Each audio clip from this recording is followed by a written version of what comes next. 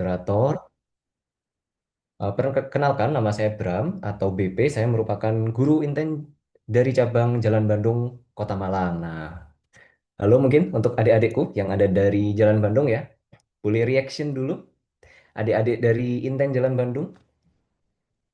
Ya saya, Wah, oke, mantap, luar biasa. Dan untuk teman-teman yang dari cabang lain, dari Sultan Agung, dari Surabaya, silakan boleh kasih reactionnya. Wow, keren, keren, keren, keren. Sangat bersemangat sekali untuk malam hari ini ya adik-adik di room Saintek.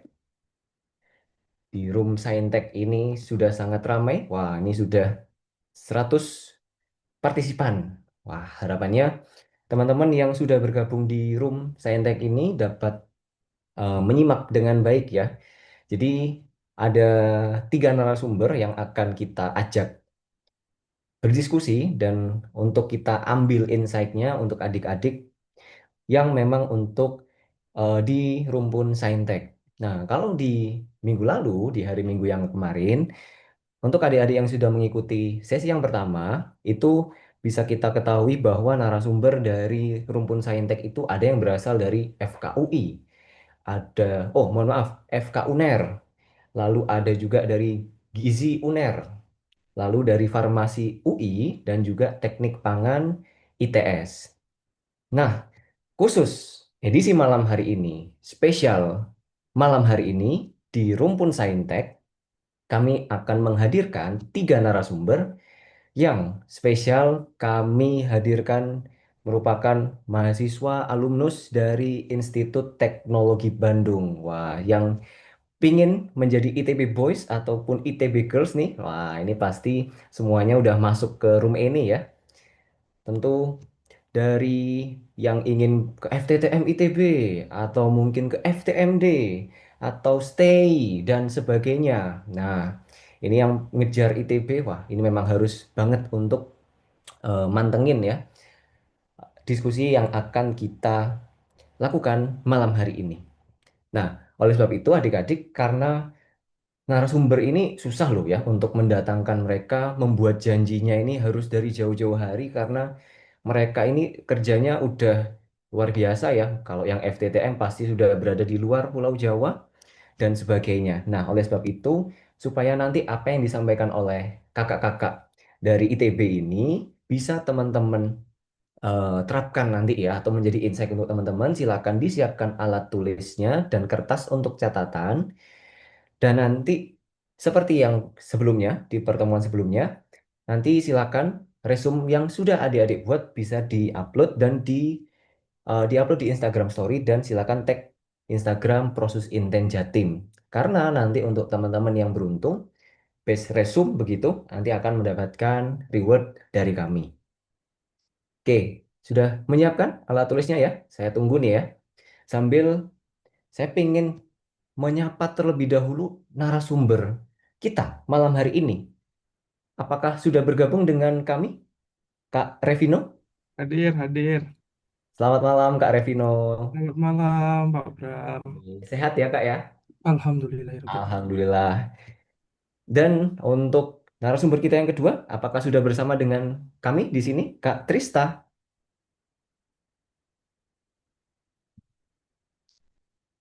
Sepertinya Kak Trista masih belum bergabung ya. Mungkin ada di main room ya. Oke, Pak Trisa izin 5 menit lagi, Pak. Sedang oke, ada kerjaan sebentar. oke. Terima kasih infonya Bu Vivit. Dan nanti juga ada narasumber kita yang ketiga, itu ada Kak Ilmi, tapi beliau juga masih belum bisa bergabung dengan kami karena masih dalam perjalanan. Oke, sudah siap teman-teman ya? Langsung saja sudah bisa kita lihat bersama narasumber pertama kita ada Kakak Revino Raditya Rama atau biasa disapa Revino, betul ya?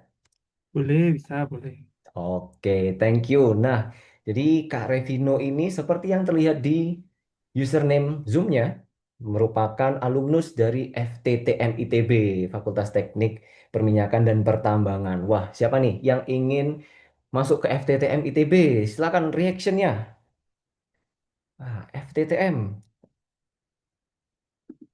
Wah, ini ada nih dari Jalan Bandung.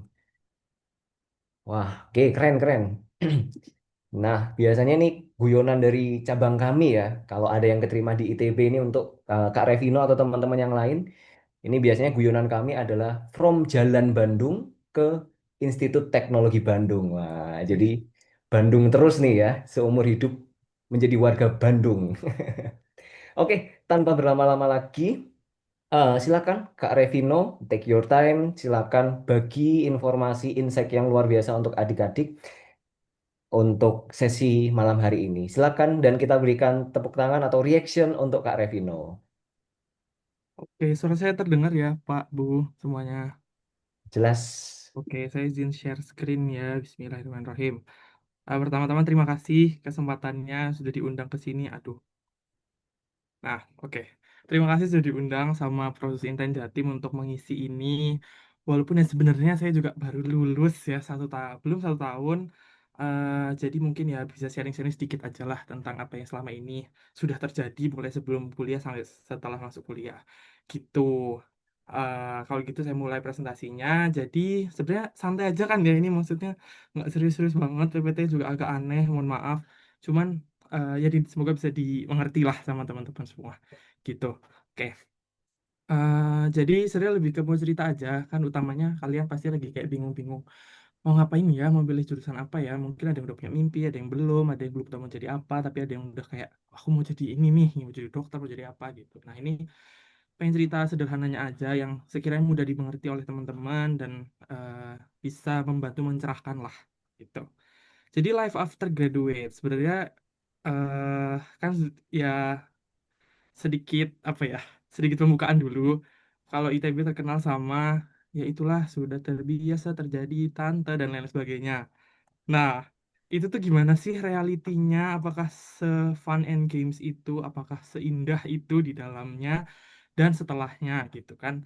Nah, di sini aku mau cerita-cerita sedikit gitu aja sih. Perkenalan dulu, nama saya Revino Raditya Rama, bisa dipanggil Revino atau Reno. Kuliahnya saya Teknik Permiakan ITB angkatan 2021, lulus 2025 berarti. Alhamdulillah 4 tahun. Umur sekarang 21, asal SMA, SMA 3 Malang, SMA Tugu, jadi dulu internnya di Sultan Agung di sebelah, terus zodiaknya Libra, favorit dari yang lainnya terus habis itu sedikit perjalanan mungkin Dewan Kuliah 2021 terus saya pernah beberapa kali bekerja di operator perusahaan oil and gas Harbour Energy, Rockville Dynamics, terus lulus 2025 dan sekarang saya adalah seorang reservoir engineer di Jadestone Energy. Begitu. Kebetulan juga ini kalau sinyal tiba-tiba agak putus, mohon maaf karena lagi di Jambi dan internetnya kadang-kadang suka agak ngadet. Cuman ya dinikmati aja teman-teman, semoga tetap bisa nyampe. Tapi bilang aja interupsi aja kalau misalkan ada yang kurang jelas atau suaranya mengecil gitu ya. Nah, terus perkenalan jurusan dulu, fakultas dulu, karena ke ITB kita masuknya fakultas dulu, kecuali apa sekarang SSU atau IUP gitu ya. Jadi fakultas FTTM, Fakultas Teknik Pertambangan Perminyakan atau bahasa Inggrisnya Faculty of Mining and Petroleum Engineering at a glance sekilas gitu. Bahasanya campur-campur, mohon maaf, mohon dimaklumi, dan ini PPT-nya tidak yang secemerlang anak-anak mungkin teknik industri UI dan lain sebagainya yang biasa kayak pitch deck gitu, cuman ya karena most of the time kita juga cuman yang penting, bahkan kadang-kadang cuma PPT putih gitu ya sama gambar-gambar. Nah, di FTTM ada jurusan apa? Mungkin teman-teman udah tahu ya, terutama yang mau masuk sini ada mining engineering, geophysical engineering, metallurgical engineering, dan jurusanku petroleum engineering gitu. Ini gambar-gambarnya. So, nah, petroleum engineers, what do people think we do? Jadi apa sih yang biasanya orang-orang pikirin gitu kalau dengar kata-kata perminyakan gitu kan kayak kerja di lapangan mungkin, terus kerja berat, kerja fisik gitu ya, terus offshore, oil rig gitu, terus kayak ilmu apa sih itu ilmu aneh ya, rocket science kah gitu. Terus ya ada banyak yang bilang duitnya banyak, cuman belum sih gitu. Terus habis itu sebenarnya kita ngapain? Bukan ini ada tanggalnya, maaf lupa dihapus dari template Canva. Terus habis itu what we actually do, kita sebenarnya ngapain?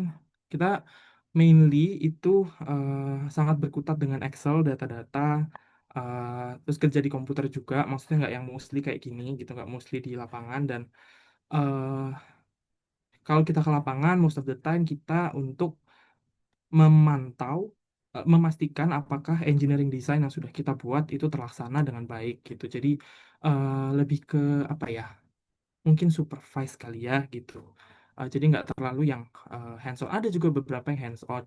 Cuman uh, karena sudah menjadi seorang engineer, jadi kita engineer something rather than doing something. Terus materi apa sih yang terkait sebenarnya juga ini tadi juga nanyanya ke ingat-ingat lagi gitu ya.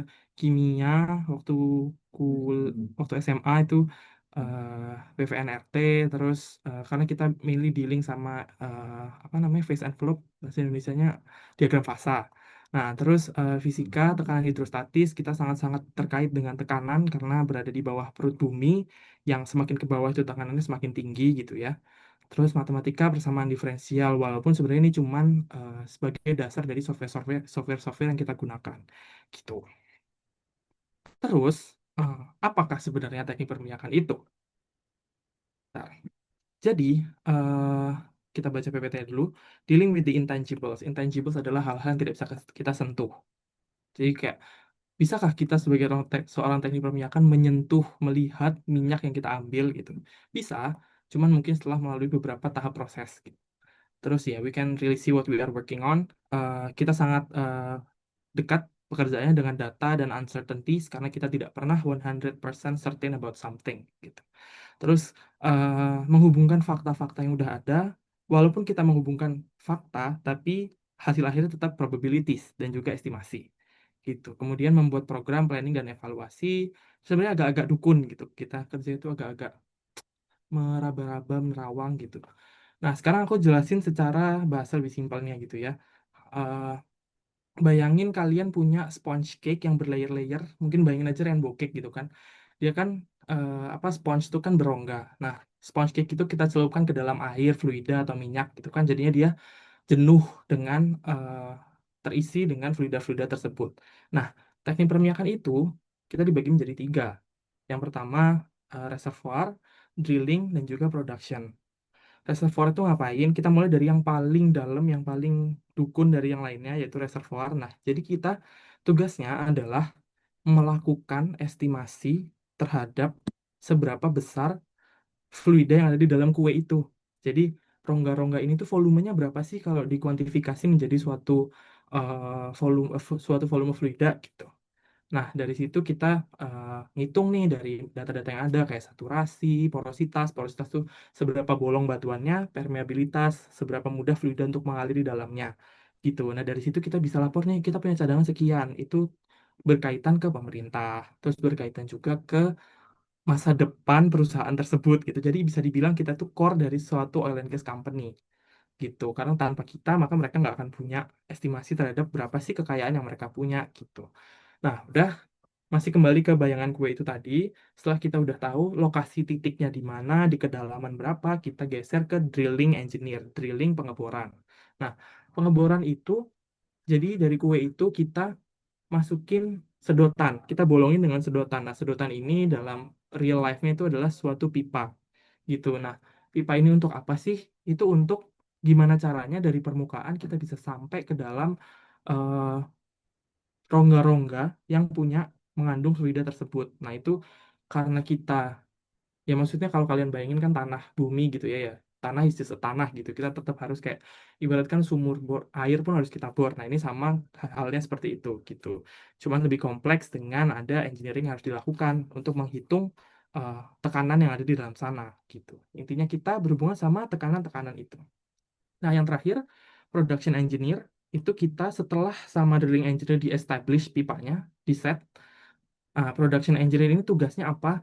Bagaimana cara mengalirkan fluida hidrokarbon yang sudah diprediksi oleh reservoir engineer dan sudah dibor oleh drilling engineer ke atas ke permukaan supaya apa? Supaya bisa kita jual, uh, supaya bisa dapat duit gitu. Nah, itu kalau misalkan reservoir itu di sini, production itu ya drilling itu yang bikin sedotannya, yang bikin pipanya, naik ke atas. Gimana cara performa sumur ini nyedot si fluida itu tugasnya production engineer sampai ke flow line, ke separator. Nah, lewat dari separator ke belakang itu pekerjaannya orang proses engineer atau teknik kimia, begitu sederhananya. Oke, semoga terbayang sedikit ya. Nanti kalau ada yang bingung atau kayak istilah apa sih ini, itu tanya aja. Next, oke. Nah ini matkul. Matkul ini sangat penting. Sebelum kalian milih jurusan, aku saranin untuk kalian cari keywordnya adalah kurikulum jurusan titik-titik-titik di kampus mana gitu. Nanti kalian buka aja silabusnya, karena ini kalian jadi kebayang belajar apa sih. Ini boleh di screenshot ya linknya. Tadi aku ngambil dari web ITB. Jadi ini publik aja kok, gampang kok. Jadi kayak sekiranya kalian bayangin kalau misalkan aku kuliah belajar ini, mual nggak ya, atau suka nggak ya gitu. Oke, karir. Nah, jadi eh ke depan setelah kita lulus menjadi seorang Bachelor of Petroleum Engineering, itu career path-nya apa? Dibagi jadi dua, engineering sama non-engineering. Umumnya kita mengarah ke engineer karena udah kuliah susah-susah 4 tahun gitu kan. Cuman ada juga yang mungkin menemukan passionnya di tengah jalan, di tempat lain, itu sangat boleh. Yang pertama di engineering kita tadi reservoir engineer, drilling engineer, production engineer, well intervention engineer, completion engineer, dan field engineer. Nah ini company-company yang mungkin terdengar sangat-sangat apa ya, sangat-sangat mengundang gitu ya, kayak wah Pertamina, Petronas, BP. Ini beberapa mungkin ada yang kalian tahu juga, Halliburton, SLB, ExxonMobil, Medco gitu kan, Saudi Aramco. Nah itu mereka ya memproduksikan gas dan minyak untuk mendapatkan uang gitu. Dan sebagai seorang petroleum engineer kita bisa kemana-mana, mau ke di kantor, biasanya reservoir production mostly di kantor. Terus field engineer mau jadi orang-orang yang menyalurkan servis-servis untuk berkaitan dengan aktivitas eksplorasi dan produksi migas, itu juga bisa, duitnya juga banyak gitu ya. Terus kemudian non engineering kita juga bisa shifting career, jadi seorang consulting mungkin terkait dengan energi, consultant sorry.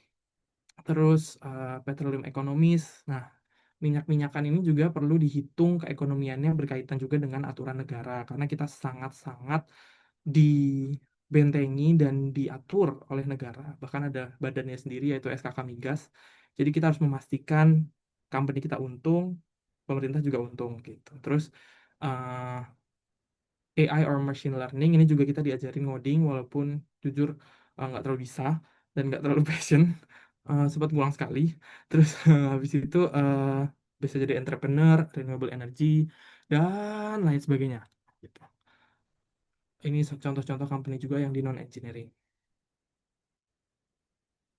Ini perjalanan sesungguhnya, The Real Odyssey, yang lagi rame kan, film tentang sebuah journey mulai dari SMA sampai masuk ITB sampai lulus gitu kan.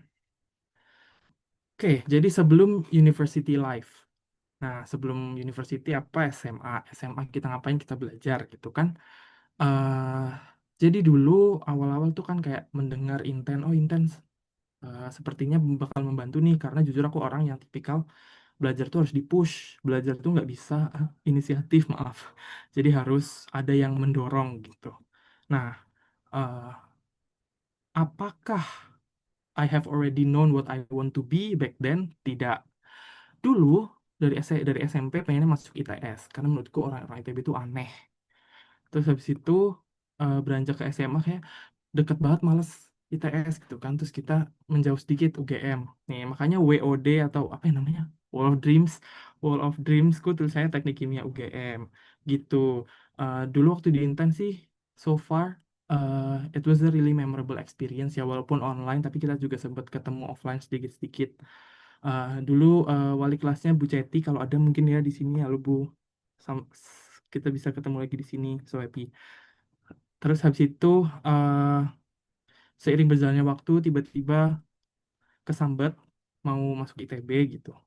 Setelah menimbang-nimbang ini dan itu, jadi untuk memilih jurusan yang kalian mau, you have to find your why. Kayak sesimpel mungkin. Jadi ceritanya kenapa aku bisa ke arah sini, maksudnya teknik kimia dan lain-lain itu kan sebenarnya oil and gas ya. Jadi dulu waktu SD tuh aku pernah main ke rumah temenku di Permata Jingga deh kalau nggak salah. Ya Permata Jingga, terus kayak rumahnya tuh ada kolam renangnya, terus kayak bapakmu kerja apa?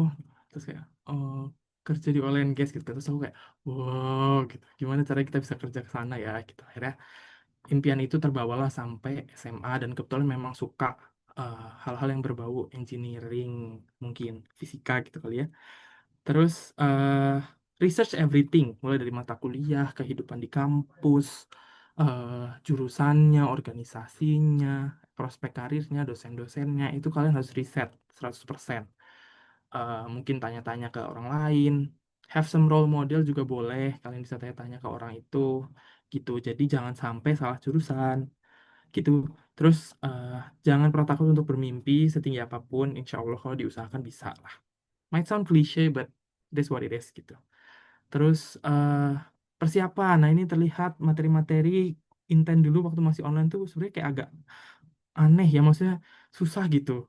Kita belajar dari foto, dari screenshotan gitu kan. Kalau kalian pasti sekarang udah bisa kayak progress, terus kayak sama teman-teman itu might be more fun gitu. Karena adikku sekarang juga kemarin juga intent dan aku melihat, oh sepertinya lebih ini ya sekarang lebih enak gitu belajarnya. Terus untuk masuk kuliah ya pasti harus berusaha, terus harus ingat motivasinya apa biar kalian tidak mundur di tengah jalan gitu. Terus jangan lupa beristirahat, berdoa juga penting, minta dukungan orang-orang sekitar gitu, dan manifest bisa dalam bentuk apapun, nggak cuma di PTN.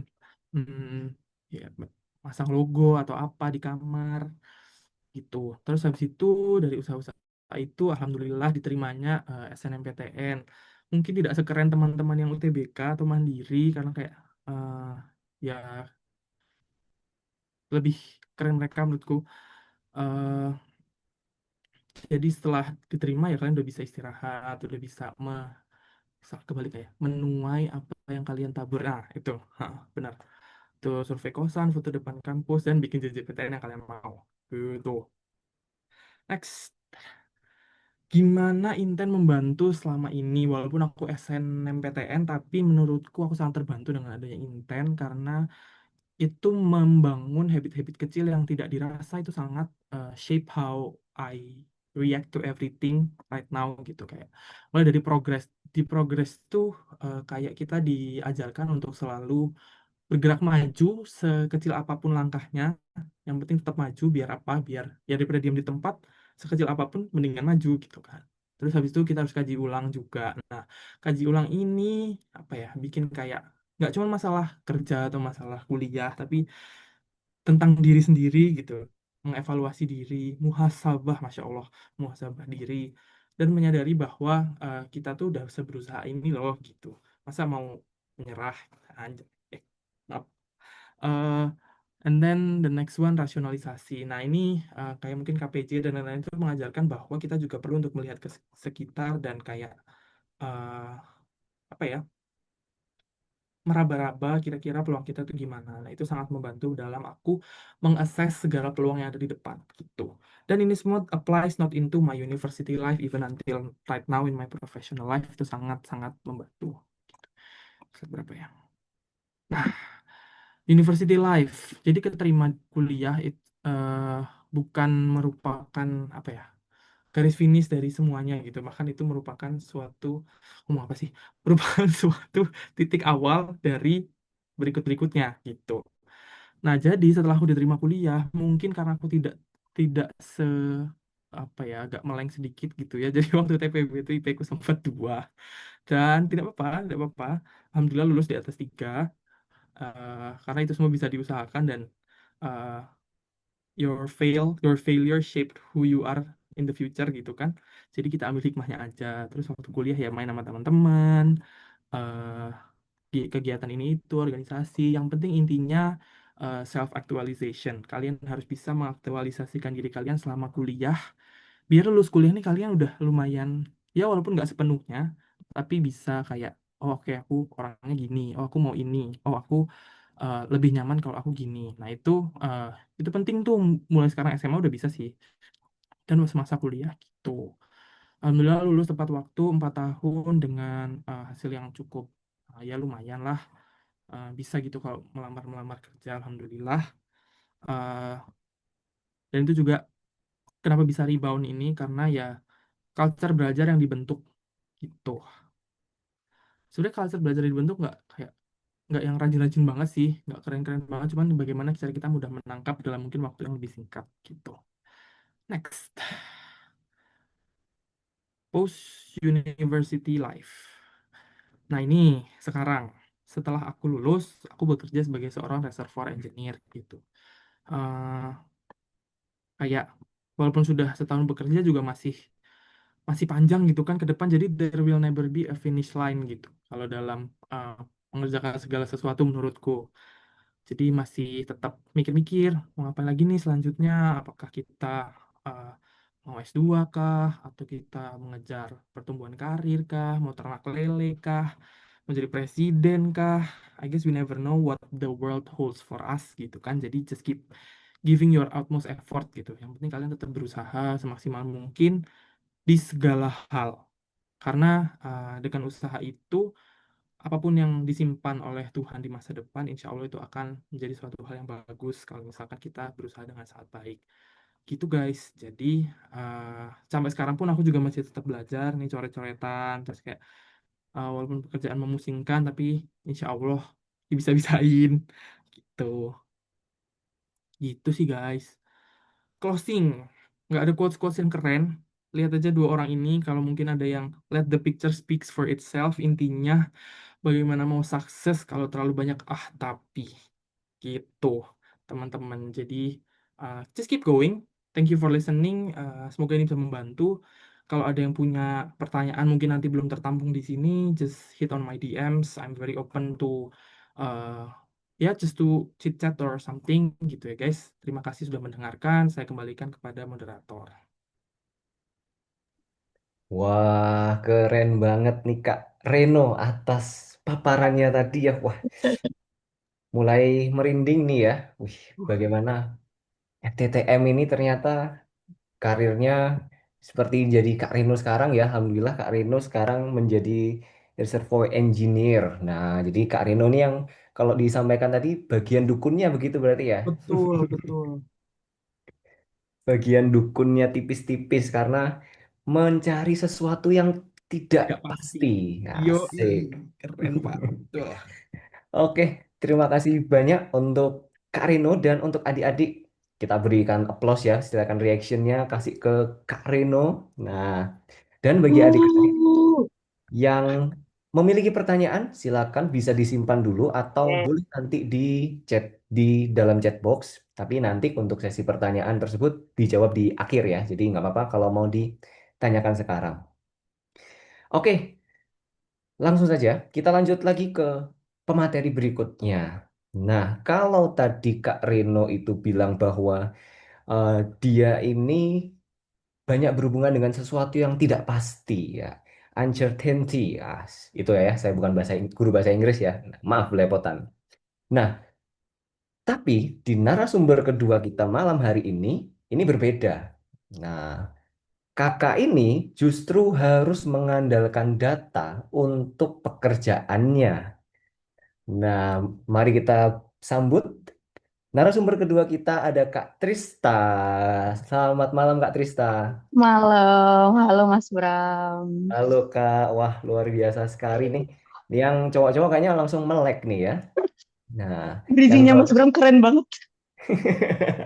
Applause.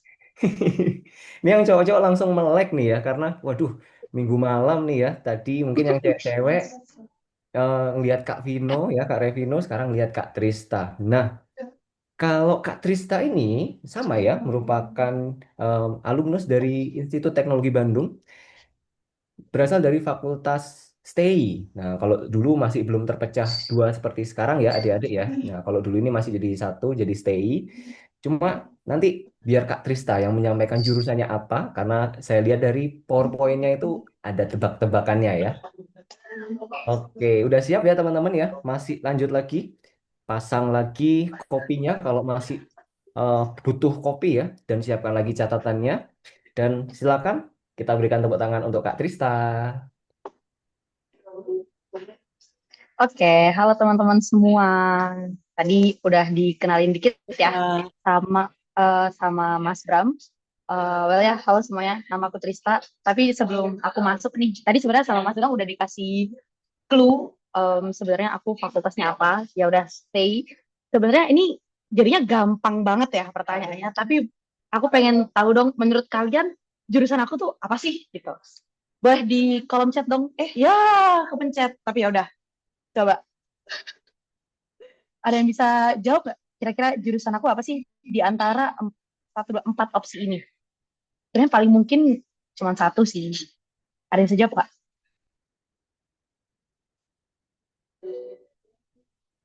Oke, kayaknya terlalu gampang, terlalu susah. Belum tahu jurusan-jurusan di stay apa. Ini em, jujur aku ngerasa kalian ada yang asbun aja gitu ya jawabnya. Tapi oke. Thank you everyone for trying. Bener banget. Jurusan aku Information System and Technology. Oke, aku langsung move ke next slide aja. Jujur aku agak minder ya. Tadi presentasinya Retino seru, lucu. Aku kayak, aduh, aku agak sedikit teknis, agak sedikit serius. Tapi ya, let's go anyway ya. Well, hi again everyone. Kenalin, nama aku Trista. Aku lulus dari ITB, jurusan Information System and Technology. Lulusnya baru Oktober kemarin, jadi sama kayak Revino, mungkin pengalaman kerja aku belum banyak. Yang mungkin aku bisa share lebih banyak itu pengalaman kuliah, dan ya mungkin selama di Inten dulu gimana gitu ya. Sekarang aku kerja di tiket.com, kalau kalian tahu, mungkin kalian lebih sering pakai saingannya, tapi ya oke.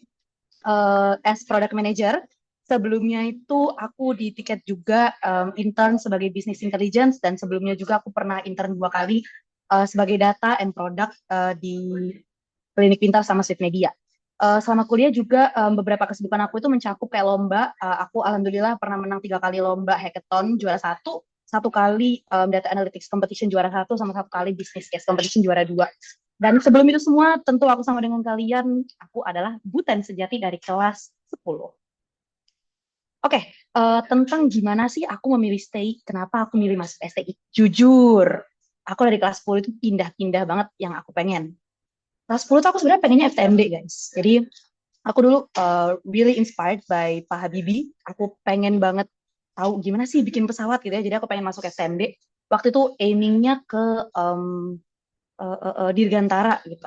Terus kelas 11 aku mulai tertarik tadi yang Revina bilang tuh cuannya FTTM gitu kan. Aku tertarik tuh di situ. Jadi kelas 11 kayak FTTM menarik nih gitu. Tapi kelas 12 itu aku mulai ngerasa kok aku lebih cocok do mathematics tapi yang disandingin sama manajemen dan juga bisnis related ya. Tapi one thing for sure aku masih maunya di ranah IPA gitu. Dan aku tahu ada stay ini di jurusannya ada STI, dan jujur dari dulu aku anaknya sebenarnya aku cukup kompetitif aja karena aku dulu kayak stay ini paling susah nih di achieve gitu. Kita aim yang paling susah kali ya, dan jujur itu aku di build mindset itu dari intent juga gitu, to aim higher, to aim for the best gitu ya. Jadi ya mungkin itu salah satu lesson learned. Tapi apa sih yang tidak berubah dari perjalanan aku pengen kuliah ini, itu aku maunya ITB, titik gitu. Aku mungkin jurusan masih kayak berubah-berubah, aku belum tentu, tapi satu hal yang pasti, aku nggak mau kalau nggak di ITB, apapun kasusnya aku harus ITB gitu. Jadi I think kalian nggak perlu tahu di umur situ tuh, aku nanti pengen jadi apa, nanti kalau aku berubah gimana, tapi kalian harus punya satu anchor yang kayak itu bisa memotivasi kalian untuk aim higher gitu. Oke, next one. Oke, terus mau sharing dikit sebenarnya apa sih yang aku pelajarin selama di jurusan aku. Ya, ini sebenarnya material secara general dulu ya. Jadi kalau di ITB kita tuh semester 1-2 kita bakal belajar TPB, itu sebenarnya basically materi kuliah, kalkulus, fisika dasar, olahraga, bahasa Inggris, agama, bla bla bla bla bla. And then masuk semester 3, semester 4 dan seterusnya belajar core computing. Belajarnya lebih ke struktur data, algoritma, terus even mekanisme video juga diajarin, itu ada di sistem multimedia tuh namanya. Selain itu aku juga belajar tentang kayak security, how to handle cyber security gitu-gitu, terus data management, gimana caranya kita bikin sistem software yang good. Aside of that, mungkin spesifik ke jurusan aku, STI itu kita juga belajar bisnis people gitu. Jadi aku belajar juga gimana caranya manage people, aku belajar juga gimana caranya menjalankan bisnis, itu dapat di jurusan aku. Nah, mungkin kalau misal kalian kayak, Kak, kalau ngomongin stay, sebenarnya aku tuh taunya informatika, aku tuh nggak tahu sistem dan teknologi informasi itu apa sih gitu. Basically perbedaannya itu ya cukup beda sih ya. Cukup beda. Kalau informatika itu fokus kalian bakal lebih ke gimana caranya kalian bikin satu software paling bagus, scalable, bisa dibangun dengan baik ke depannya. Sedangkan kalau sistem teknologi informasi jurusan aku, kita tuh lebih fokus ke apa ya yang bisa kita bikin, untuk siapa ya kita bisa bikin ini bisa jadi duit nggak ya kalau kita bikin ini, terus ya basically kita lebih ke manajemennya, tapi dapat material tentang software engineering itu secara general juga gitu. Nah sebenarnya ini aku sambil jalan ya, boleh dong di-share juga kira-kira kalau teman-teman disuruh milih IF sama STI, kira-kira teman-teman itu lebih kategori yang mana sih gitu. Tapi sambil aku lanjut ya, nanti aku coba cek chatnya. Oke, next one terkait pelajarannya, dan ini tuh sekarang berguna untuk apa selama aku kerja. Ya ini mungkin kalau aku jelasin satu-satu bakal banyak. Jadi aku kerja itu kebanyakan berkutat dengan data, benar yang tadi Mas Bram bilang. Aku kalau mau bikin produk, misal nih di sistem tiket.com kita mau bikin hotel yang direkomendasi ini tuh yang deket dulu. Aku harus punya datanya dulu nih. Aku harus bisa yakin bahwa oh emang pelanggan tiket itu mau belinya yang deket-deket gitu. Jadi aku nggak bisa kayak aku maunya gini gitu. I cannot do that. Selain itu juga aku kayak bikin diagram-diagram gitu ya, cukup membosankan, requirement, terus ya apa aja sih yang dibutuhin kalau misal kita mau bikin suatu software gitu, itu belajarnya di analysis and design system, manajemen proyek, kita juga belajar tentang human computer interaction, gimana baiknya manusia tuh bisa berinteraksi sama komputer, itu terkait desain-desain gitu ya. Kalau kalian ada yang suka gambar, desain, tapi kalian mau ke ranah IT, bisa fokusnya ke interaksi komputer manusia ini. Ya, oke, this is quite boring. Oke, sebenarnya ini question yang quite apa ya, selama ini aku sering denger gitu, lu yakin gak sih sama jurusan lu gitu, kan sekarang udah ada AI nih, lu khawatir gak sih bakal ke-replace? The answer is, iya, ada kekhawatiran, tapi kalau POV aku sendiri, aku melihat bahwa jurusan aku ini, dan mungkin ranah informatika ya, sebenarnya fundamentalnya itu tidak expired, jadi kita memang tetap perlu belajar kayak probabilitas dan statistika, kita tetap perlu tahu gimana data itu disimpan, kita tetap perlu tahu gimana sih AI itu bisa dibikin, bukan cuman pakai AI-nya gitu. Dan kalau di ITB sendiri sebenarnya material-material yang tadi aku share di sini nih, itu belum tentu, misal kalian mau masuk ITB, mau masuk STI nanti ya, mau masuk jurusan STI nantinya, kalian belum tentu akan mendapatkan materi yang sama sama aku, karena di ITB sendiri materialnya itu terus diperbarui lah, mereka menyesuaikan dengan perkembangan sekarang gitu. Dan juga ya kalau misal kalian heavy AI user, lebih aneh aku juga sering pakai AI ya, AI itu masih perlu manusia gitu. Jadi bukan yang kayak kita tuh bisa digantikan oleh AI. Menurut aku kita bisa build something on top of the current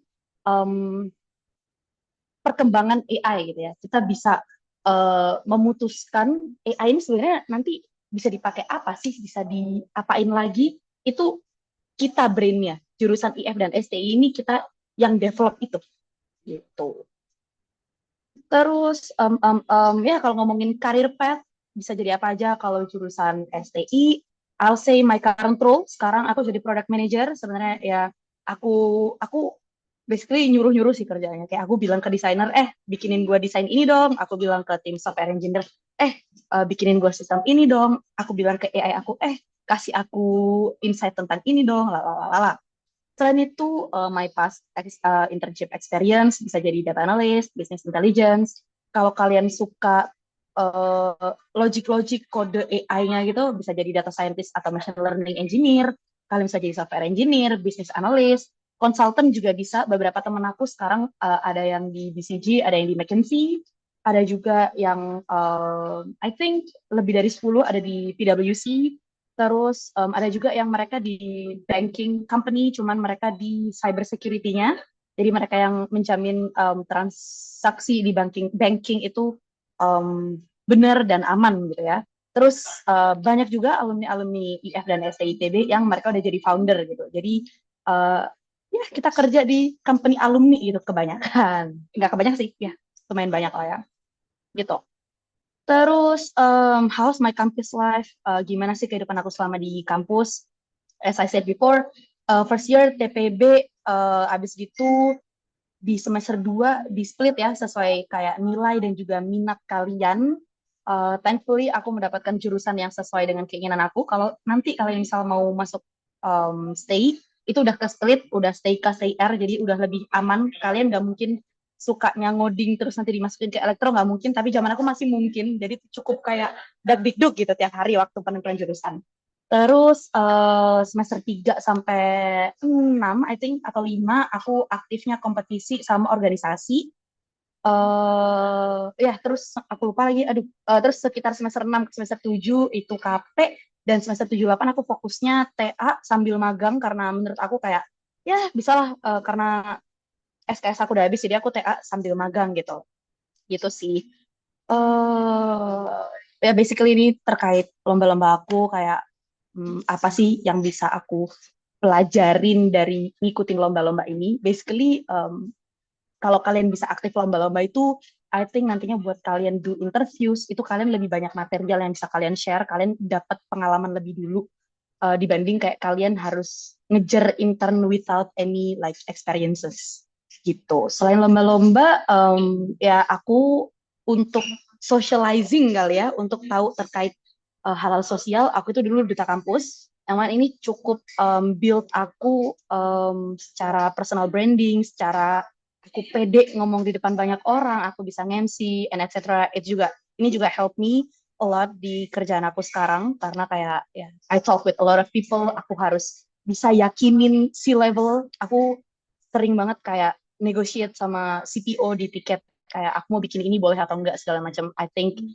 skill ngomong aku cukup dilatih ya, gitu, kepake gitu. And then Kak, terus peran Inten tuh apa sebenarnya gitu kan? Yang pertama, PPB itu I'll say not for the weak. Kalau tadi Levino sempat nge-share kayak apa namanya, IPK-nya drop, itu bukan satu dua orang, bukan Levino saja, saya juga. Saya juga, itu happen to everyone, tapi selama Inten dari kelas 10 sampai 12, things yang aku pelajari adalah ya it's okay untuk kamu sekali-sekali jatuh, tapi kayak ya itu tinggal gimana kamu bisa bangkit lagi dari situ gitu. Dan selama di Inten juga kan kita diajarin untuk have the grit gitu ya. Kita harus tetap konsisten, ngerjain soal, latihan, latihan, latihan, latihan.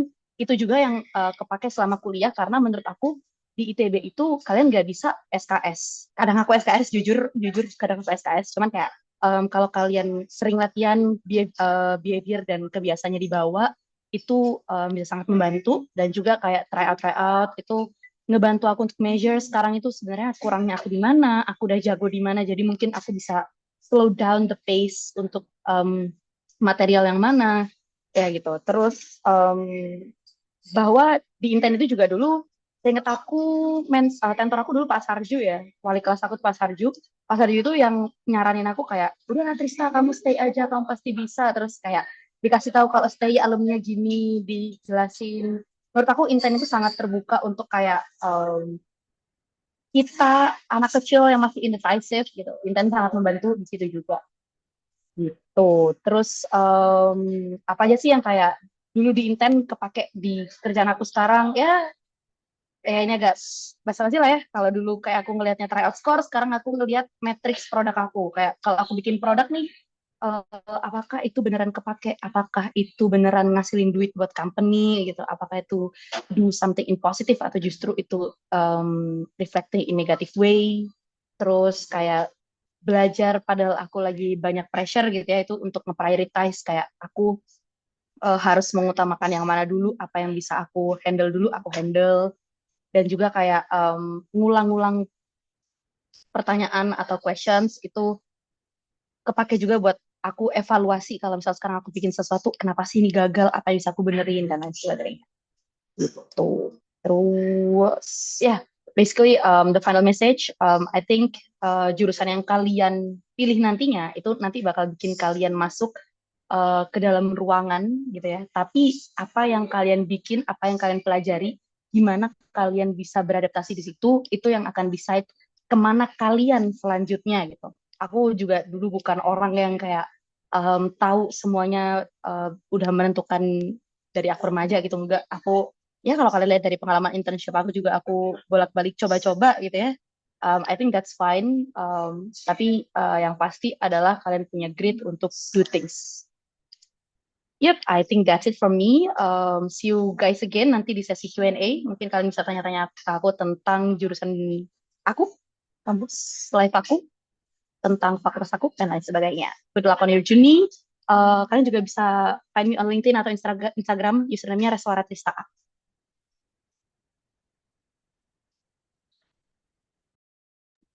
Oke, thank you banget Kak Trista. Mana nih reactionnya untuk Kak Trista nih? Waduh, mahasiswi ITB. Prestasinya tadi luar biasa. Duta kampus Duta kampus ya? Apa tadi Kak Trista ya? Duta kampus nih. Yes, Duta Kampus. Duta kampus. Masuk ke salah satu fakultas favorit juga ya, STI nih. Wah, ini kurang apa nih ya Kak Trista nih ya. Nah, aduh, ini teman-teman nih makin degdikduk nih. Waduh, when ya aku bisa jadi kayak Kak Trista gitu ya. When ya aku bisa jadi kayak Kak Revino tadi nih. Wah, nih ya kalau when ya ya kapan nih usahanya? Nah, kalau gitu-gitu terus kalau wenya aja, waduh ya berat ya Kak Trista dan Kak Revino ya. Wah, karena tadi ada yang menarik yang disampaikan oleh Kak Trista bahwa TPB is not for the weak ya. Wah, teman-teman yang mau masuk ke ITB itu sebenarnya masih harus difilter lagi ya. Tadi Kak Trista dagdikduk. Nanti takutnya masuk ke teknik elektro. Nah, karena dulu masih belum di split stay itu. Nah, jadi TPB ini memang benar-benar jadi ujian masuk lagi untuk adik-adik ya. Jadi apa yang disampaikan Kak Trista tadi bahwa apa yang didapatkan oleh Kak Trista selama di Inten ini sudah cukup, tinggal memang dipoles lagi, diasah lagi sehingga bisa membantu TPB-nya lancar. Ya, jadi kalau nggak siap untuk persiapan UTBK aja nih, ya emangnya kalian mau nih TPB dibantai gitu ya? Nah, ntar ikut SCL, waduh, ya semoga nggak sih ya nanti yang masuk ke ITB. Oke, thank you banget Kak Trista atas insight-nya dan silakan teman-teman kalau ada pertanyaan bisa disampaikan di chat box atau nanti juga bisa di sesi Q&A kita akan jawab pertanyaan teman-teman. Oke, masih semangat nggak ya ini teman-teman? Kalau masih semangat mana nih reactionnya nih? Atau jangan-jangan udah ditinggal nih mentang-mentang Kak Trista udah selesai nih. Oke, wah mantap. Ya melek Pak, melek Pak. Nah ini udah banyak nih, Alhamdulillah. Thank you Valerian, masih Kak. Nice, nice, nice. Wih, ini emang ya kalau Buten ini udah nggak perlu diragukan ya. Itu tadi saya cuma ngetes aja. Ternyata memang Buten ini punya eh, perhatian yang tinggi nih untuk acara pada malam hari ini. Oke, untuk narasumber ketiga, teman-teman, apakah udah siap nih? Wah, saya coba panggil ya narasumber kita yang ketiga malam hari ini. Halo, Kak Ilmi, apakah sudah bersama kami? Halo, suara saya masuk nggak ya? Oke, masuk Kak Ilmi. Yes. Nah, Malam semua. terima kasih. Ini adalah narasumber kita yang ketiga, teman-teman. Bisa dilihat dari username-nya. Kak Ilmi ini merupakan alumnus dari Fakultas Fakultas Teknologi Industri, mohon maaf, dari ITB. Wah, ini kalau dengar FTI ini eh, cukup nano-nano ya, karena kalau di zamannya Kak Ilmi mungkin dulu masih belum di-split, sama kayak Stay di angkatan Kak Trista juga ya, belum di-split. Kalau sekarang FTI udah di-split menjadi dua, ada FTI RI Rekayasa Industri dan juga FTI SP Sistem dan Proses. Nah, kalau mau saya spill sedikit nih, Kak Ilmi ini jurusannya di mana? Nah, itu sebenarnya nggak berbeda jauh dengan jurusan dari Kak Trista tadi. Nah, jurusan Kak Trista ini tadi kan berkaitan dengan teknologi, tapi masih bisa dihubungkan dengan bisnis. Nah, kalau jurusannya Kak Ilmi, ini banyak yang bertanya-tanya. Ini sebenarnya jurusannya teknik atau jurusannya ekonomi? Nah, kalau jurusannya teknik tapi kok belajar tekniknya nggak teknik banget, kalau jurusan ekonomi tapi kok ada teknik-tekniknya. Wah, ini mungkin udah tahu nih arahnya kemana nih ya. Cuma ya kita langsung saja kasih reaction yang luar biasa untuk Kak Ilmi. Silakan Kak Ilmi untuk kesempatan malam hari ini. Kita berikan reaction. Terima kasih teman-teman. Yuk, yuk, yuk. Terima kasih atas waktunya. Ini share screen dari ini sebentar. Gimana ya share screen-nya? Udah lama ya pakai Zoom. Oke. Udah kelihatan belum ya? Sudah aman.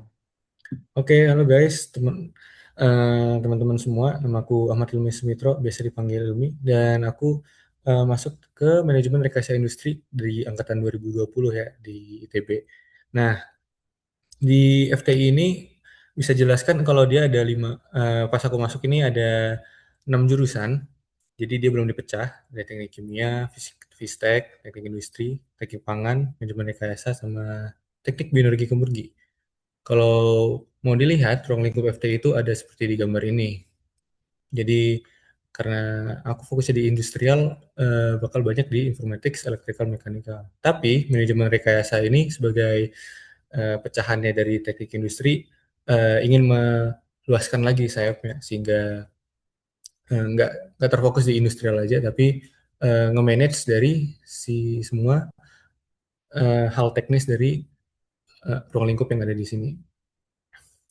Kalau bisa dilihat ini ada arti dari engineering management, yaitu adalah disiplin untuk membuat dan mengimplementasikan desisi untuk keputusan untuk strategis dan operasional di kemampuan teknologi sekarang dan untuk inovasi di masa depan.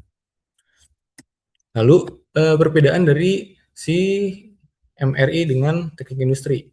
MRI ini fokus di siklus awal dari si si development dari suatu hal teknis.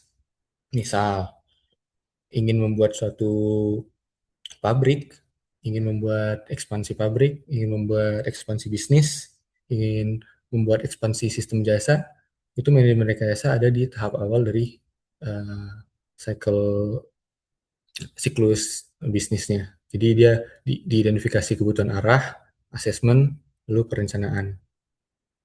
Oke, selanjutnya mata kuliah apa yang dipelajari di manajemen rekayasa? Yang aku pelajari ini cukup banyak karena dia ya kayak yang tadi dibilang menyerempet ke jurusan manajemen ya sebenarnya. Jadi yang dipelajari ada dari market research, assessment forecasting, finansial, terus ada strategic planning, product development, terus project management, financial management, organizational management, dan sebenarnya banyak lagi yang lainnya. Dan mata kuliah yang dipilih itu cukup bervariasi. Kelompok kaliannya sendiri itu dia kebagi menjadi 5, yaitu ada sistem manufaktur, manajemen industri, sistem informasi keputusan, sistem industri teknologi ekonomi, sama sistem rekayasa kerja. Nah, lulusan dari MRI ini cukup variasi juga nih, cukup level. Itu bisa dilihat di sini sekarang, karena angkatan gue masih baru lulus, ada 2 tahunan lah, banyak yang masih levelnya staff associate. MT juga nggak seberapa. Cuma untuk posisi assistant manager sama mid manager sendiri udah lumayan. Kategori juga sangat bervariasi, seperti yang bisa dilihat ada consulting, project management, ya, HRGA, marketing, logistik, bisnis, product management, operation, dan lain-lain. Lalu, nah pekerjaanku saat ini adalah project engineer di Mondelez International. Mondelez International ini FYI, dia di bidang makanan, FMCG. Di Indonesia fokusnya dia untuk memproduksi Oreo dan Ritz. Jadi kalau kalian tahu Oreo, Ritz itu diproduksi oleh Mondelez International. Terus untuk job saat ini lumayan selaras dengan manajemen rekayasa, yaitu Engineering and Technology Feasibility Studies, Project Financing, Project Planning, eksekusi. Ya kayak sekarang aku juga lagi eksekusi project, terus banyaknya di koordinasi cross fungsional. Jadi pekerjaan gue sangat banyak di perancangan dan apa istilahnya early execution lah. Nah, seberapa banyak kontribusi Inten ya? Ada dua nih saat kuliah. Itu kayak tadi dibilang sangat membantu survive TPB. Karena TPB itu Mavikinya itu udah bikin apa ya bilangnya ya? Bikin ubanan. Jadi kalau misalnya di awal Mavikinya nggak kuat, semester satu udah capek, semester 2 bakal susah ngejarnya. Kalau misalnya di Intan udah banyak belajar basis dari logic Maviki, ya di semester satu itu mostly banyak tinggal belajar detailnya, lalu curi start untuk belajar di semester 2-nya. Karena semester 2 itu, terutama kimia itu sangat wadiwaw lah. Dan dulu kimia aku beruntung belajar sama Mbak Vivit ya. Jadi lumayan lah Iya. membantu. Selain itu juga belajar kimia dan fisika itu sangat membantu tuh buat dasar dari mata kuliah lanjutan. Misalnya walaupun aku manajemen rekayasa, banyak di manajemennya, aku tetap dapat spesialisasi untuk mata kuliah termodinamika yang mostly kalau anak-anak ITB tahu lah pada akhirnya bakal banyak yang dapat nilainya B, C atau C. Kalau nggak kuat di fisika kimianya udah D dan nggak lulus deh. Jadi kontribusi Inten ini untuk di awal kuliah lumayan banyak lah buat aku. Paling itu aja sih sharing dari aku karena emang hal yang di-share terkait pekerjaan tidak boleh banyak-banyak. Jadi paling sharingnya itu dulu. Paling kalau ada question and answer nanti baru aku bisa. Sekian dari aku. Oke, thank you Kak Ilmi. Wah, mana ini reactionnya teman-teman untuk Kak Ilmi? Wah, ini FYI Kak Ilmi ini memang malam hari ini luar biasa ya karena menyempatkan hadir. Ini tadi juga menerjang kemacetan kota Jakarta ya katanya Kak Ilmi ya. Wah, ini demi untuk bisa sharing bersama dengan teman-teman. Dan mungkin untuk adik-adik yang ada di room ini yang tadi sempat bingung ya ini FTI RI ini spesifiknya sekarang apa sih bedanya antara teknik industri dan juga manajemen industri. Manajemen rekayasa industri itu tadi juga sudah disampaikan oleh Kak Ilmi bahwa manajemen rekayasa industri ini lebih ke bagaimana awalnya, sedangkan untuk teknik industri ini bagaimana dieksekusinya. Nah, dan kalau kita lihat tadi bagaimana pekerjaan dari Kak Ilmi dari Mondelez ya, ini akhirnya memang nggak berbeda jauh juga kalau dari yang dikerjakan oleh Kak Trista tadi bahwa ada loh lulusan dari manajemen rekayasa industri ini juga tadi menjadi product manager ya seperti Kak Trista. Nah, jadi memang ada kemiripan kalau kita lihat bersama tadi antara jurusan dari sistem informasi ataupun manajemen rekayasa industri. Tinggal bagian mana yang ingin teman-teman lihat lebih dalam. Apakah dari sisi teknologinya seperti yang ada di SI atau memang dari sisi perancangannya sehingga ada di jurusan manajemen rekayasa industri. Nah, oke, teman-teman. Akhirnya sudah tiga narasumber nih udah menyampaikan bagaimana insight-nya yang luar biasa. Dan silakan kalau adik-adik ada pertanyaan yang mau on mic, silakan boleh raise hand terlebih dahulu. Dan kalau mungkin malu nih, aduh malu banget Kak. Nah, silakan bisa chat aja ya. Nanti akan saya bacakan dan akan dijawab oleh kakak-kakak bertiga ini.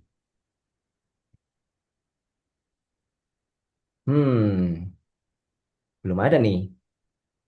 Oke, dari cabang Suhat ada Asyam. Silakan boleh bertanya. Loh, menghilang Asyam. Assalamualaikum warahmatullahi wabarakatuh, Kak. Sebelumnya, Waalaikumsalam warahmatullahi wabarakatuh. perkenalkan, perkenalkan nama saya Asyam. Di sini saya mau memberikan sebuah pertanyaan. Menurut kakak-kakak semua, sebetulnya dalam menentukan suatu jurusan tuh apa sih aspek yang paling harus kita perhatikan? Apakah itu prospek kerja, apakah minat atau enggaknya? Karena kok dari pengalaman saya sendiri tuh kayak kadang yang menentukan saya bingung mau masuk jurusan apa itu kayak contohnya kadang saya ragu, kira-kira saya mampu nggak untuk mengambil jurusan ini. Padahal jauh di dalam lubuk hati saya tuh punya minat yang besar gitu ke jurusan ini. Kadang juga mau ambil jurusan B, ternyata setelah ada riset, katanya prospek kerjanya kurang. Itu menurut kakak semua tuh gimana gitu, Kak? Terima kasih. Oke, thank you Asyam untuk pertanyaannya. Jadi ringkasnya adalah gimana nih Kak? Ya, apa sih yang harus saya lakukan nih? Kalau saya lihat tadi Asyam itu masih kelas 10 ya, sebelum di rename nih. Nah, eh saya pengen ke Kak Revino dulu boleh nih, karena tadi ada di slide-nya dulu. Santai Kak Revino, kok langsung melotot gitu? Karena tadi di slide-nya Kak Revino ada tuh di bagian Find Your Why, tapi monggo Kak Revino. Oke, oke, oke. So, jadi itu sangat wajar apa yang kamu rasakan tadi namanya ya, Asyam ya. Nah, jadi kalau menurutku, milih jurusan kuliah ini akan, walaupun nanti ke depannya akan ada kesempatan untuk shifting career atau berubah sesuai dengan mungkin kalian ketemu passion kalian nanti, tapi milih kuliah walaupun cuma 4 tahun itu akan menentukan bagaimana trajektori kehidupan kalian ke depannya gitu. Jadi kalau dari aku sih sebenarnya ya harus minat kah atau harus prospek kerja kah gitu. Kalau menurutku itu harus bisa balance di kedua-duanya, tapi menurutku lebih heavy ke minat. Jadi mungkin 55-45 kali ya, 55% minat, 45% prospek karir. Karena ya itu kalian yang menjalani. Jadi eh, kalau mamaku sih selalu bilang ya, apapun yang kamu pilih itu resikomu, kesel-keselnya yo kamu sing milih. Jadi mau nggak mau ya kita harus siap dengan apapun yang kita pilih gitu. Cuman kalau boleh sedikit saran, eh apa ya? Bayangin aja misalnya kayak mungkin have a moment of silence, pikirin misal kalian ngambil jurusan ini. Terus ke depannya prospek karirnya apa? Bayangkan kalian melakukan hari-hari kalian dengan pekerjaan itu. Apakah kalian bisa suka? Apakah kalian tidak? Apakah kalian kepikiran untuk melakukan hal yang lain? Kalau dari aku mungkin singkatnya seperti itu. Gitu, Pak. Keren pertanyaannya. Oke, thank you untuk Kak Revino. Kita bisa mendengar jawaban dari Kak Trista sekarang, boleh? Boleh, boleh. Oke. Apa sih yang harus diperhatiin untuk milih jurusan? Dan kalau aku, aku bakal jawab dari minat sih. Tapi yang mau aku tekanin adalah choose the best place. Apapun minat kalian, kalian harus cari tempat terbaik untuk mendalaminya di situ. Karena ini kalau aku lihat dari yang sekitar aku ya, dari yang sekitar aku, itu oke, prospek kerja memang let's say sedikit atau susah, um, tapi kalau tempat di mana kamu berkembang itu the best place, maka potensi atau di mana kamu bisa dapat selanjutnya itu juga akan lebih terbuka lebar gitu. Kalau misal apa ya, yang prospeknya nggak usah sebut jurusan. Misal kalian jurusan A terus ternyata uh, prospeknya dikit nih, tapi kalau kalian kuliahnya di tempat yang top gitu ya, itu kalian bisa dilihat kayak tapi dia kuliah di sini gitu. Ini aku being honest aja with you guys, kayak aku nggak mau yang kayak iya nggak apa-apa kan gini aja. No, the world is hard, it is what it is. Menurut aku kayak gitu. Kalau kalian emang mau go dengan minat kalian, go ahead, tapi choose the best place that are available gitu. Oke, nice answer from Kak Trista. Dan terakhir kita coba dengar jawaban dari Kak Ilmi. Tanggapannya gimana nih Kak Ilmi? Kalau dari saya sih, yang duitnya paling banyak, yang opportunity-nya paling tinggi. Karena begini, dengerin dulu. Karena kalau kamu kerja di sesuatu yang kamu minatin, terus lama-lama sumpek, itu kamu jadi kehilangan minat kamu. Kalau kita ngerjain hal yang kita nggak suka dan kerjain terus-terusan, kita masih punya minat kita sendiri. Misalnya nih, saya sebenarnya pinginnya fisika teknik, pinginnya instrumentasi kontrol, bisa ngotak-ngatik PLC ini itu. Cuma kan eh, banyak kan yang duitnya banyak di manajemen ya. Ya udah saya jadi ujung-ujungnya ke manajemen. Di sini saya bisa ngaturin orang yang sebenarnya saya nggak suka. Terus kalau saya lagi sumpah saya bisa ngotak-ngatik ini itu sebagai pelarian gitu. Kalau saya masuknya di fisika teknik dan saya ngerjain project as an instrumentation and control engineer, pas lagi butek saya mau ngapain? Gitu sih. Oke, thank you Kak Ilmi untuk jawabannya ya. Wah, jadi kalau saya lihat dari tiga narasumber kita, memang bagaimana yang dirasakan oleh Asyam tadi ini something normal ya, itu sesuatu yang normal. Apalagi Asyam tadi saya lihat masih kelas 10, tadi Kak Revino aja gonta-ganti. Dari yang awalnya itu ITS, UGM, sampai akhirnya ITB. Lalu Kak Trista juga sama, ganti-ganti fakultas. Jadi apa yang Asya merasakan tadi is okay, dan disampaikan oleh kakak-kakak bahwa untuk memilih, kamu lihat dulu mana minat ataupun karirnya.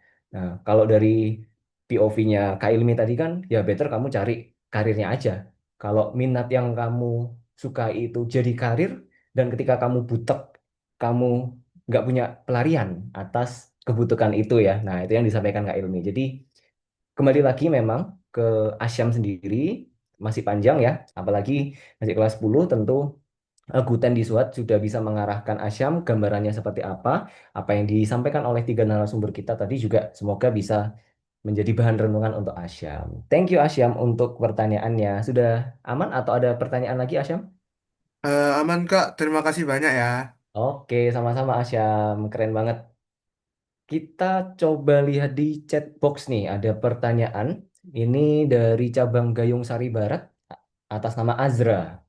Pertanyaannya adalah, apa gaya belajar yang kakak terapkan dan apakah gaya belajarnya juga harus melibatkan refreshing agar tidak terforsir? Dan untuk belajarnya, apakah harus fokus di mapel yang kita tujukan di jurusan yang kita target? Terima kasih. Oke, kalau saya ringkas intinya gimana sih strategi belajarnya yang kakak-kakak lakukan untuk mengejar PTN-nya ini di ITB? Gantian, kalau dari Kak Ilmi dulu nih sekarang. Kalau dari Kak Ilmi dulu, strateginya seperti apa nih untuk mengejar ITB? Ini untuk mengejar ya. Untuk mengejar apa pas di ITB-nya? Untuk mengejarnya ini Kak Ilmi ya, kalau dilihat supaya Fokus tidak mengejarnya. terforsir ya. Nah, burnout. Kalau saya dulu fokusnya di eh, kan kalau TOT itu udah nilai ya. Fokus di yang salah itu sih, fokus logiknya kenapa bisa salah. Gitu. Fokusnya di why it is wrong gitu. Sampai kerja pun itu ke bawah. Kalau misalnya salah, akar masalahnya tuh kenapa? Why-nya berlapis-lapis, nggak cuma sekali dua kali. Karena eh, logic itu lebih penting daripada apa hafalan. Kamu mau sejago hafalan apapun itu, kalau logikmu salah ya salah gitu. Itu sih. Jadi aku belajarnya by logic, makanya nilai biologiku jelek. Ya nggak, Bafit? Tahu aja. Oke, thank you Kak Ilmi. Kita coba dari Kak Revino gimana nih kalau dulu strategi belajarnya? Walaupun dulu SNBP ya, jadi nggak sempat merasakan euforia SBM dulu ya atau UTBK nih. Kalau Kak Revino gimana? Mungkin dalam 3 tahunnya mengejar SNBP itu. Oke. Sebenarnya ya waktu SMA nggak terlalu apa ya ngeh gitu loh belajarnya gimana. Maksudnya kan karena dari SMA ada les kan, jadi ya udah rely on that gitu. Nah, yang sebenarnya yang pertama adalah kenali diri kalian. Maksudnya kayak kalian tuh tipe belajarnya yang gimana. Kalau aku tipe belajar yang harus ada orang. Maksudnya kayak sama temen gitu. Kita bisa diskusi, bisa tukar pendapat, biar nanti jadi ingat. Oh, oke, waktu itu aku pernah discuss tentang ini, itu kayak gini, menurut dia gini, oke, gitu. Terus, karena kalau aku belajar sendiri, itu aku ngantuk. Terus kayak, gila apa sih, gitu kan. Jadi, harus, apa ya, ya kalau kalian orang yang cocoknya harus sendiri banget, ya udah go ahead with it, gitu kan. Dan apakah harus refreshing? Jawabannya harus. Refreshing itu wajib. Karena kita juga boleh bersenang-senang, guys. Kalau kalian pusing-pusing, nggak bisa ngerjakan, sama aja gitu kan. Jadi, refreshing itu perlu, tapi ya eh, pinter-pinter bagi waktu lah. Untuk persiapan juga nanti kuliah kalian juga akan di-challenge untuk membagi waktu ini dan itu, kegiatan ini dan itu. Jadi mulai-mulailah kayak tahu porsi, tahu aturan gitu. Terus belajarnya apakah harus fokus di mapel yang kita tujukan di jurusan yang kita target? Menurutku kalau untuk level SMA fokus ke kalian mau masuk dulu kan, mau masuk jurusan mana, mau mau masuk lewat jalur UTBK, itu ya belajar belajar UTBK. Cuman kalau yang masih kelas 10 kelas 11 ya boleh sih ngikutin apapun yang eh, apa namanya, yang terkait sama jurusan kalian. Cuman sambil lihat-lihat juga nih SNBP nanti peluangnya kita yang di assess nilai apa nih. Oke, aku fokus di sini dan kebetulan juga align sama jurusan. Karena menurutku eh, kalau kalian benar-benar belajar mau mata pelajaran apapun, pada akhirnya tanpa kalian belajar secara spesifik pun itu akan aman dan pengetahuannya merata semuanya gitu. Jadi yang penting ya eh, kalian harus tahu parameter-parameter apa aja yang bakal dipakai gitu. Sekian. Oke, mantap dari Kak Ilmi. Terakhir, kalau dari Kak Trista, biasanya kalau dari sudut pandang cewek beda lagi ini ya. Silakan kalau Kak Trista gimana? Oke, fun fact first, aku dari kelas 11 aku udah tahu aku nggak bakal SNBP. Jadi dari kelas 11 aku udah ngejar SNBT, aku udah belajar mati-matian. Tapi untungnya mungkin kalau case aku tadi yang aku ceritain, aku dulu maunya FTMD, FTTM, STI, itu fokusnya di teknik ya. Jadi dari dulu untungnya mapel yang aku suka memang matematika fisika gitu. Jadi kalau aku sendiri aku akan bilang yes, fokus ke arah yang kalian mau kejar gitu. Dulu bahkan kayaknya biologi itu aku beneran solely ngandelin kayak apa yang mentor kasih tahu gitu. Cuman mungkin tambahannya kadang aku sebelum tidur aku ngeplay recording. Dulu aku zaman COVID ya, aku ngeplay recording sama masuk ke otak. Alhamdulillah nilai SNBT biologi aku bagus banget. Itu alhamdulillah banget. Mungkin karena aku tidur sambil dengerin recording itu ya. Tapi gaya belajar aku tuh dulu visual auditory. Jadi aku memang harus sambil nulis, aku harus sambil dengerin. Aku gak bisa yang kayak cuman nulis-nulis doang atau kayak cuman baca doang. Aku nggak bisa. Aku harus praktek. Aku harus coba. Dulu juga aku sering nanya-nanya kalau soal mat. Ada tante aku di sini ada Mas Alvin. Kayaknya dulu aku cukup pain buat Mas Alvin kayak aku sering kayak Mas ini apa Mas ini gimana Mas ini nana ajarin gini dong gitu. Uh, Ya itu sih gaya belajarnya kalau aku tipe yang kayak menyesuaikan kalau memang aku karena aku cocoknya visual auditory, aku latihan soal sambil nulis sambil baca sambil dengerin juga.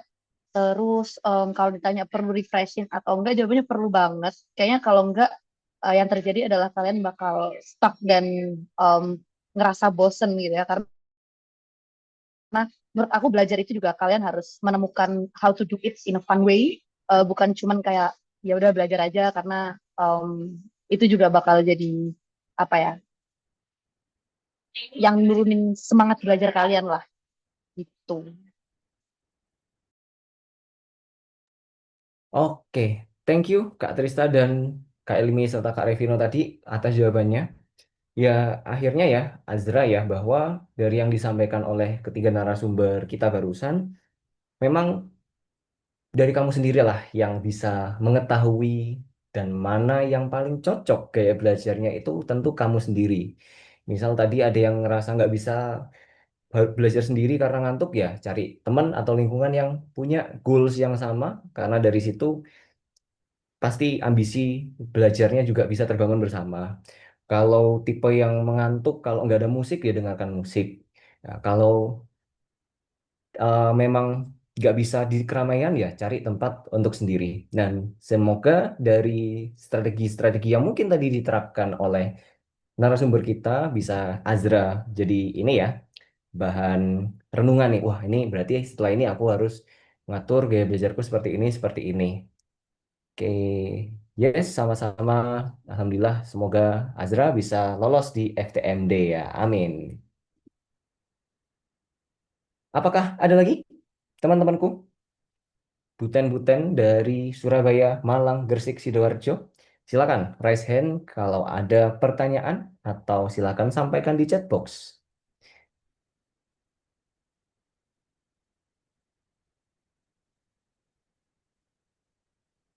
Hmm, Tadi Akmal chat saya, Pak. Kalian mau nanya. Halo Akmal. Akmal, Akmal siapa ini? Akmal Giandamar. Akmal Giandamar. Ya, silakan. Maaf Bu, saya sedang di perjalanan, saya sampaikan lewat chat saja Bu. Oh ya, silakan silakan deh. Tunggu ya, diajak. Oke, wah, oke. Sambil menunggu, Akmal tadi, silakan teman-teman. Kalau masih ada pertanyaan, ini kapan lagi loh? Ini kita mendatangkan 3 narasumber kita. Ini kalau di Pak, luar sa- bayar nih sambil yang ya. Pak sambil nunggu yang nanya, saya pengen satu spill deh. Tadi kayaknya pada belum masih tahu ini. Apakah benar kalau alumni teknik gajinya besar? Yang pertama, yang kedua, apakah benar kalau di ITB itu gampang dapat kerja? Tolong dijawab. Siapapun boleh menjawab itu, Pak. Iya In kan? this Karena economy. ini pasti ini Jawabannya itu. nggak tahu. Jawabannya Ini itu. mitos apa In enggak? this economy. Ini nggak tahu ini mitos apa enggak, tapi kayaknya tadi belum ada yang bahas itu, Pak. Silakan Pak Bram tolong diakomodasi. Siapa nih yang mau jawab mungkin salah satu aja. Apakah Aku dari boleh deh. Oke, boleh Kak Trista. Yang pertama tadi apa? Alumni ITB gajinya gede atau enggak? Mm-mm. Bener, in this economy, jawabannya adalah tergantung company-nya. Ada company yang mereka untuk role yang sama mereka berani gaji gede, ada juga company yang untuk role yang sama mereka bisa gajinya above average, sorry, below average. So basically kalian harus pinter-pinter cari company-nya, pinter-pinter riset company-nya, apakah company healthy dan lain sebagainya, dan mereka sebenarnya misal gini, fresh graduate kalian baru lulus, gaji kalian kecil, tapi nanti kalau misal udah promosi gaji kalian langsung gede juga ada, beda-beda. Yang kedua, apakah gampang dapat kerja? I'll tell you, di tim aku, di product manager, di software engineer, mereka cuma mau ambil top 3 university, plus kalau misal swasta, itu yang ya BINUS dan yang bagus-bagus lah. Ya, yeah, as I said, the world is hard. It is what it is. Yes, lagi-lagi tadi juga disampaikan choose the best place ya, Kak Trista ya, choose the best place. Ya realitanya ternyata di dunia kerja yang kakak-kakak narasumber ini sedang jalani, mungkin mayoritas seperti yang disampaikan oleh Kak Trista bahwa mereka ketika mengirimkan CV dalam pekerjaan ini langsung dilihat universitasnya mana nih. Wah, Universitas X, wah ini kurang nih. Nah, sorry itu saya pasti akan langsung tergeser dengan yang sudah lolos di top 3 begitu. Jadi semangat untuk adik-adik yang mengejar top 3 ya, khususnya di ITB. Oke, ada lagi nih kakak-kakak. Wah, dari Inten Jalan Bandung atas nama Nilna. Kak, biasanya bikin jadwal harian gitu nggak? Kayak to-do list gitu atau ikut flow aja? Oke, mungkin ini bisa dijawab oleh salah satu saja. Boleh Kak Revino, Kak Trista, atau Kak Ilmi yang ingin menjawab? Bikin to-do list kah dalam sehari-hari atau ya udah nggak belajar ngalir aja?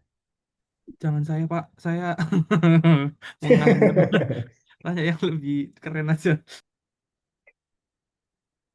Apakah ini Kak Trista lagi nih? Karena saya Belum. biasanya ya. Boleh tapi bentar. Ilmi mau jawab nggak? Yang mana pertanyaan ini? Itu Boleh. tuh jatuh harian. Kalau aku sih untuk bikin sehari-hari enggak ikutin flow. Karena eh, otakku itu lebih ke ngikutin semuanya sekaligus. Jadi kalau misalnya diatur harus begini-gini, jadi susah. Tapi ya itu kembali ke dirimu. Misalnya dirimu emang orang yang harus fokus ya dan harus tertata struktur, ya bikin to-do list lah. Kayak misalnya project, kalau aku ngaturin orang, ya itu bikin to-do list buat mereka. Cuma kalau buat diriku sendiri aku enggak, karena aku bisa ngatur semuanya dia dalam kepala aja gitu. Jadi balik lagi ya ke masing-masing. Kayak tadi kata Revino, kenali diri sendiri dulu. Yes, yes. Thank you, Kak Ilmi. Kak Trista mau menambahkan atau udah cukup? Boleh dikit. Kalau aku tipikal yang bikin to-do list, soalnya aku tuh suka the feel of achievement.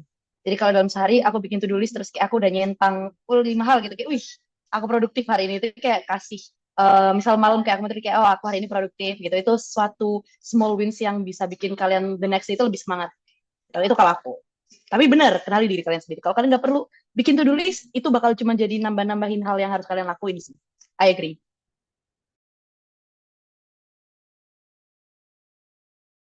Oke, ya berarti betul yang disampaikan Kak Ilmi ya. Itu depends ke diri kalian masing-masing ya. Ada yang ngerasa seperti Kak Trista senang dengan pencapaian-pencapaian kecil ya bikin to-do list. Tapi kalau tidak ingin terlalu terkekang ya, ya udahlah enjoy aja. Santai dulu nggak sih? Nah, itu bisa kayak Kak Ilmi ya, let it flow aja. Oke, berikutnya ada, wah ini makin malam makin panas nih. Ada lagi nih pertanyaannya. Ini untuk spesifik Kak Revino, dari cabangnya Kak Revino dulu ya, Sultan Agung. Nathan, saya ingin bertanya, setelah lulus FTTM, apakah sektor yang bisa digeluti hanya sekitar pertambangan saja dibandingkan STI dan FTI yang biasanya bisa ke banyak sektor? Nah, kalau menurut Kak Revino gimana? Boleh dijawab. Oke, oke. Untuk harus spesifik digeluti di pertambangan sini enggak, karena temanku ada juga yang ODP bang, tapi karena memang dia minat, bukan karena eh, nggak dapat gitu. Jadi gini, sebetulnya kita memang sangat bisa shifting career karena ada alumni kita yang di PwC, ada alumni kita yang di consulting dan yang lain-lain. Cuman POV-nya adalah kita udah kuliah di jurusan yang sangat spesifik. Kalau kalian suka jadi spesialis, ibaratnya kayak eman-eman gitu loh. Aku udah kuliah susah-susah sespesifik ini, masa nggak tak lanjutin gitu. Jadi sebenarnya sawang sinawang sih antara jurusan yang eh, apa namanya generalis dan juga yang spesialis gitu. Kalau di aku konteksnya eh, most of them pasti lanjut di path ini karena sangat didukung gitu dari alumninya.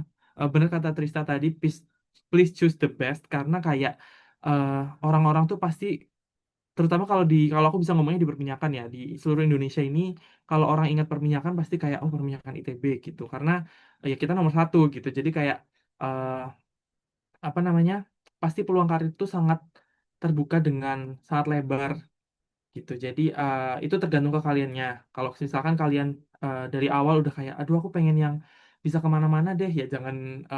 Maksudnya masih ada option yang lebih bagus gitu. Kalau misalkan kalian emang pengen spesifik, pengen jadi seorang spesialis, ya ini jurusan yang menurutku menarik karena kita pasti tidak akan kekurangan lapangan pekerjaan karena banyak banyak juga yang akan bantu. Dan sedikit cerita, aku juga dapat kerjaan ini itu bukan karena aku nge-apply, tapi karena ada alumni yang merefer lah quote on quote kayak oh ini nih, jadi pas aku dikabarin interview itu kayak "Hah, ini kapan daftarnya gitu." Jadi walaupun jurusan kita spesifik tapi pasti banyak peluang-peluangnya gitu sih. Terima kasih.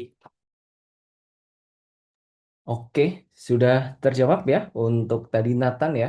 Jadi eman-eman nih, kan udah di jurusan yang spesialis ya, bukan yang generalis ya. Mungkin buat teman-teman yang belum tahu maksudnya apa nih generalis spesialis. Jadi jurusan generalis ini berarti sebenarnya semua orang bisa melakukan itu, nggak harus kuliah di situ ya. Correct me if I'm wrong, Bu Fit ataupun yang lain. Sedangkan untuk jurusan spesialis ini berarti ilmunya hanya bisa didapatkan di jurusan tersebut. Nah, jadi intinya yang disampaikan Kak Revino, kalau udah masuk ke jurusan yang spesialis seperti di FTTM ini ya alangkah baiknya memang lanjut di situ ya Kak Revino ya. Betul, betul. Yes, thank you Kak Revino dan semoga menjawab untuk Nathan. Dan saya pengen ke Kak Revino lagi nih. Saya sedikit lompat ke satu pertanyaan. Jadi masih bahas karir juga nih Kak Revino. Ya, selain jalur karir utama yang umum diketahui, karir unik apa yang banyak diambil oleh alumni jurusan ini? Mungkin ada insight dari Kak Revino. Karir unik. eh Karir unik ya. Karir unik ada yang jadi content creator, sebentar aku lupa namanya, dan mereka pasutri, terus mereka kayak punya brand skincare gitu sekarang. Terus habis itu, sebentar aku sambil nyari. Namanya dia adalah, kok nggak ada ya? Titik glow. Iya, iya itu Bercanda. kayaknya. Nggak tahu. Saya juga lupa. Anyways, itu ada. Terus ada yang jadi konten kreator beberapa. Ini, kalau kalian pernah lihat yang orang nge-grab bawa Tesla, Romario Kusno, itu alumni kita juga. Terus kalau yang lagi kontroversial, ini maaf agak menjelekkan jurusan, agak, aduh, kalau ngomong, itu adalah Menteri PU yang sedang sangat ramai. Nah, itu adalah Teknik Pendidikan ITB. Jadi kita tidak pernah tahu kemana angin membawa. Jadi kalau yang unik-unik ada sih gitu Pak. Wah, bab sekali nih ya, langsung menyebut. Cuma kan bukan Menteri PU negara ini ya kayaknya ya, mungkin Menteri PU di Zimbabwe Oh, mungkin. oh, kayaknya. Oh, kan nggak nyebut negara nih kita tadi ya. Aman, bisa saya cebokin nih Revino, aman, aman, aman. Oke, thank you. Jadi banyak ya, bisa aja jadi content creator kalau memang minatnya di situ dan di yang lain-lainnya. Jadi nggak tahu nih kemana angin akan membawa. Nggak tahu nih, mungkin ada paman yang bisa membantu di MK. Nah, nanti bisa aja jadi presiden atau wakil presiden ya. Waduh, waduh, waduh. Ingat, saya tidak menyebutkan negara mana. Oke, izin, izin, izin, izin. Oke, hati-hati ada tukang bakso lewat. Aman sih sepertinya ya. Oke, thank you Kak Revino. Masih ada sedikit lagi pertanyaan ya. Wah, ini semangat sekali. eh saya masuk ke yang teknis ini. Dari Sultan Agung lagi, dari Nafa. Ini tentu dulunya dirasakan oleh ketiga narasumber ya. Pertanyaan cukup panjang. Jadi yang ditanyakan di sini ada nggak ya yang harus disiapkan, entah itu strategi belajar, beasiswa hingga UKT, berarti itu teknis ataupun non teknis. Nah, selain itu kalau tips dan trik time manajemennya untuk kelas 12 ini seperti apa dengan jadwal yang sangat padat, mulai dari sekolah, lanjut les malam, tugas-tugas sekolah, terus sekarang juga ada istilahnya TKA, mungkin kalau di zaman dulu angkatannya tiga narasumber ini nggak ada TKA begitu ya, nggak ada ujian nasional. Nah, ini gimana nih caranya? Ini kayaknya 24/7 itu rasanya kurang nih. Nah, ada nggak tipsnya yang ingin disampaikan? Dan saya rasa bisa dijawab oleh ketiga narasumber ya, karena ketiga narasumber kita ini juga berasal dari sekolah yang luar biasa, dari SMA 3 Malang dan SMA 5 Surabaya. Benar ya Kak Trista ya? Nah, yang kita ketahui itu sekolah yang cukup ketat dalam belajarnya. Silakan mungkin boleh dari Kak Ilmi dulu nih. Oke, aku kalau untuk yang beasiswa kurang tahu ya. Cuma untuk tips and trick time management ini gini sih. Kamu yakin nggak sama nilai raport kamu buat S ya apa? S namanya sekarang apa sih? Banyak banget namanya. Dulu kan namanya SNBP. SNMPTN ya. Ya, dulu SNM. SNMPTN. Sekarang SNBP. Ya itu, yakin nggak sama nilainya? Kalau nggak yakin dari awal, udah lepasin aja. Kalau lepasin dan fokus, jadinya buat si apa SBMPTN-nya itu, UTBK-nya itu. Kenapa? Karena SNBP itu kan juga ketat ya, di sekolah sendiri kita bersaing gitu. Dan kalau misalnya SBMPTN itu bisa dibilang war yang lebih bisa di-decide dalam waktu 3 jam gitu. Kalau yang SNPTN itu slow burn. Jadi kamu talking stage-nya lama banget. Talking stage terus ngedate-nya berapa lama sebelum pacaran. Tahu-tahu kalau ketolak di akhir kan sakit. Kalau SBMPTN kamu udah fokus langsung di awal dan cocok langsung dapet. Tanya Mbak Vivit, Mbak, aku dulu eh, langsung ngelepas sekolah kan, langsung fokus gini gini gini, langsung dor dapet FTI ITB. Dan walaupun aku nggak ada TKA, tapi sampai semester 2 tetap belajar TKA. Kan mau belajar buat persiapan mandiri juga walaupun nggak kepake kan. Ya, tetap belajar itu tetap perlu. Cuma kamu fokusnya mau di mana? Yakin nggak sama nilai kamu? Kalau kamu sendiri nggak yakin, eh, luar apakah akan yakin gitu? Orang luar. Gitu sih. Dikit aja dari aku. Oke, thank you Kak Ilmi. Sebagai sesama semanti, Kak Revino. eh Kalau aku sih apa ya? Kalau beasiswa pasti banyak kesempatan yang dibuka, entah itu dari Genbi apa Bank Indonesia, Tanoto dan lain Jarum, apalah itu pasti banyak. Jadi dicari pintar-pintar nyari aja. Walaupun aku enggak, tapi teman-temanku banyak sih yang gitu. Terus habis itu time management tips and trick ya. Kalau dari aku sih apa ya? Bikin skala prioritas sih, klise sih sebenarnya, tapi kayak mana sih yang harus diselesain dulu, diselesain satu-satu, karena kan tangan kalian cuma dua, kalian bukan gurita, jadi kayak nggak mungkin semua itu selesai dalam satu waktu. Jadi ketika kalian di titik ini, ya udah selesaiin mana aja. Kalau kedepannya mungkin belajar dari pengalaman yang kemarin nabrak-nabrak, ya dibikin planning gitu. Terus kalau misalkan tidak berhasil, ya dievaluasi lagi, nggak berhasilnya kenapa, akar permasalahannya apa. Kalau memang tugas sekolah lagi banyak, ya sudah, dan itu memang tidak ada yang bisa dilakukan, ya sudah, berarti kalian bisa mengejar itu di lain waktu, begitu. Oke, thank you dari Kak Revino ya. Ini dari sudut pandang alumnus Manti. Bagaimana kalau dari alumnusnya SMA Negeri 5? Silakan Kak Trista. Oke, dari alumni SMA 5 jawabannya mirip kok. Yang pertama, kalau misal kayak ini ya time management, kamu udah berusaha buat weekdays urusan sekolah, weekend belajar buat SNBT. Jawaban aku sama kayak Ilmi. Kamu yakin nggak sama SNBP kamu? Kalau aku tadi, as I said, aku udah percaya aku nggak bakal masuk SNBP. Jadi dari kelas 11, even at some point, kayaknya aku udah di level nggak peduli sama rapotku gitu loh. Kayak aku udah kayak, ya udah yang penting gimana caranya SNBT aku bagus. Alhamdulillah kayak ya cukup masuk stay dan dibandingin sama yang lain rata-rataku di atas lah. Menurut aku itu karena aku dulu ya udah aku tahu aku mau ngapain, aku tahu aku mau kemana gitu. Jadi tapi kalau misal kamu masih kayak oh ya udah masih mau memperjuangkan SNBP, I think yang bisa kamu lakuin adalah kalau yang aku lakuin sekarang ya itu ngebaginya tuh di level harian sih. Jadi kalau misal sehari aku pagi sampai sore fokus sekolah, misal kamu tadi bilang sore sampai malam fokus di les ya. Nah, gimana caranya biar yang kamu di les itu kamu maksimalin buat belajar SNBT gitu. Jadi jangan sampai yang kamu pelajarin di les itu sekedar oh ya udah ini materi les selesai, terus kamu harus alokasiin otak kamu untuk SNBT lagi. Gimana caranya manfaatin waktu kamu itu untuk kayak oh ini juga buat SNBT gitu. Terus kalau terkait kayak UKT ya mungkin kalian harus riset sih kayak UKT di ITB berapa. Harusnya kalau dibandingin sama kampus lain emang quite lebih mahal ya kalau ITB. Tapi kalau terkait beasiswa, alhamdulillah aku dulu juga dari semester 1 sampai semester 8 aku disupport beasiswa tapi beda-beda. Jadi semester 1 semester 2 beasiswa apa, 3 4 apa, 5 6 apa, 7 8 apa. ITB tuh support banget kayak kanal-kanalnya kalian dikasih informasi di mading mahasiswa itu banyak banget bertebaran informasi-informasi beasiswa kalian juga bisa easily apply to it. Menurut aku dosen-dosennya juga sangat suportif, bukan yang kayak oh kalau diminta tolongin hilang enggak. Teman-teman aku yang di luar fakultas juga kebanyakan kalau cerita-cerita juga oh iya dosen aku suportif etc. Jadi menurut aku itu bisa diperjuangkannya nanti setelah kalian dapat di ITB-nya.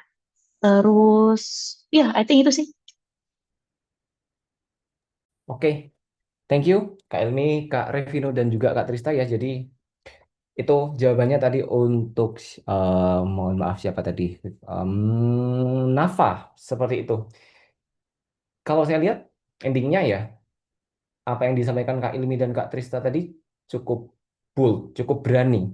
Dari awal udah ya udahlah SNBP biarin lah. Yang penting SNBT karena ini war yang lebih gede, warnya lebih luar biasa sehingga persiapan untuk itu kayaknya menurut Kak Ilmi dan Kak Trista itu yang lebih worth untuk disiapkan. Semoga Nafa nanti bisa berdiskusi ya dengan wali kelasnya di Sultan Agung terkait bagaimana persiapan yang oke nih untuk ngejar ITB. Oke, eh, dua pertanyaan terakhir. Ini ada satu pertanyaan yang disampaikan ke saya secara pribadi nih ya. Saya bacakan pertanyaannya.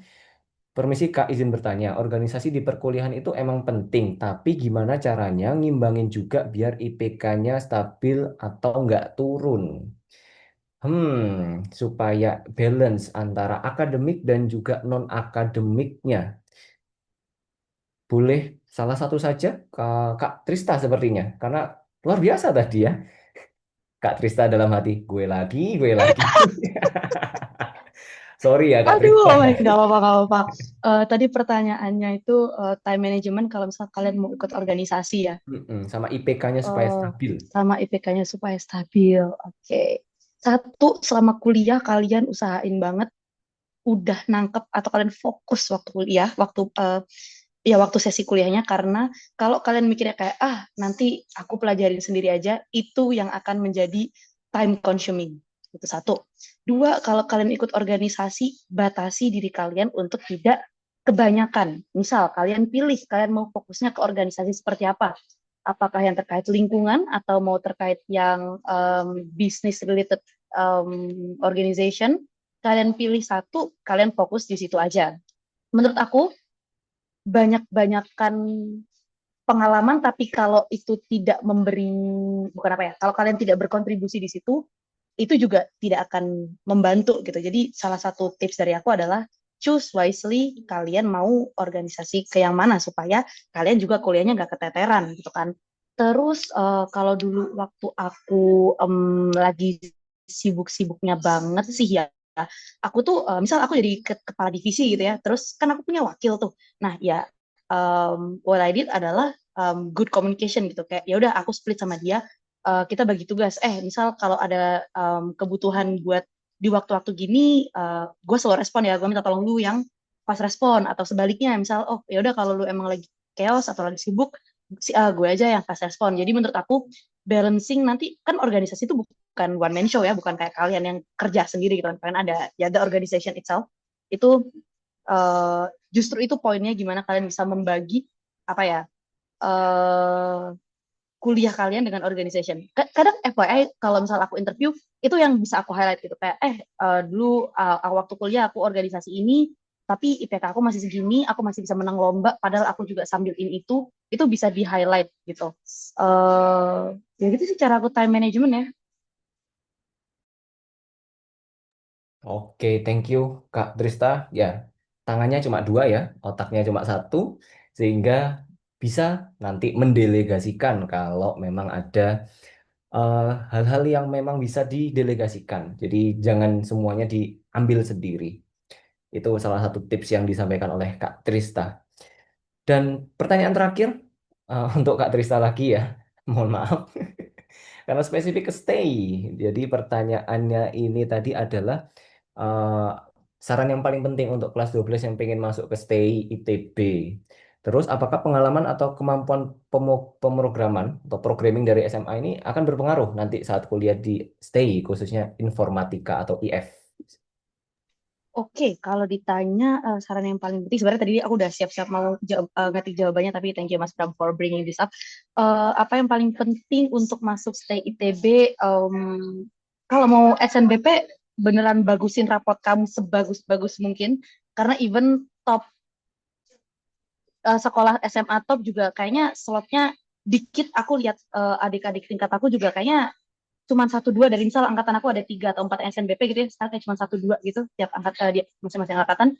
Kalau kamu SNBT, menurut aku kamu fokusin bagusin di Mafiki. Bio itu juga oke, supporting, maksudnya kamu bagusin bio, tapi jangan apa ya, dibilang kalau fokus banget itu, at least jangan nge-dragging down nilai yang lain lah gitu. Terus kalau ditanya perlu nggak sih bisa programming dari sekarang, I'll say no. Aku dulu juga nggak ada basis programming sama sekali. Cuman aku nggak akan bohong kalau teman-teman aku banyak yang udah bisa duluan gitu.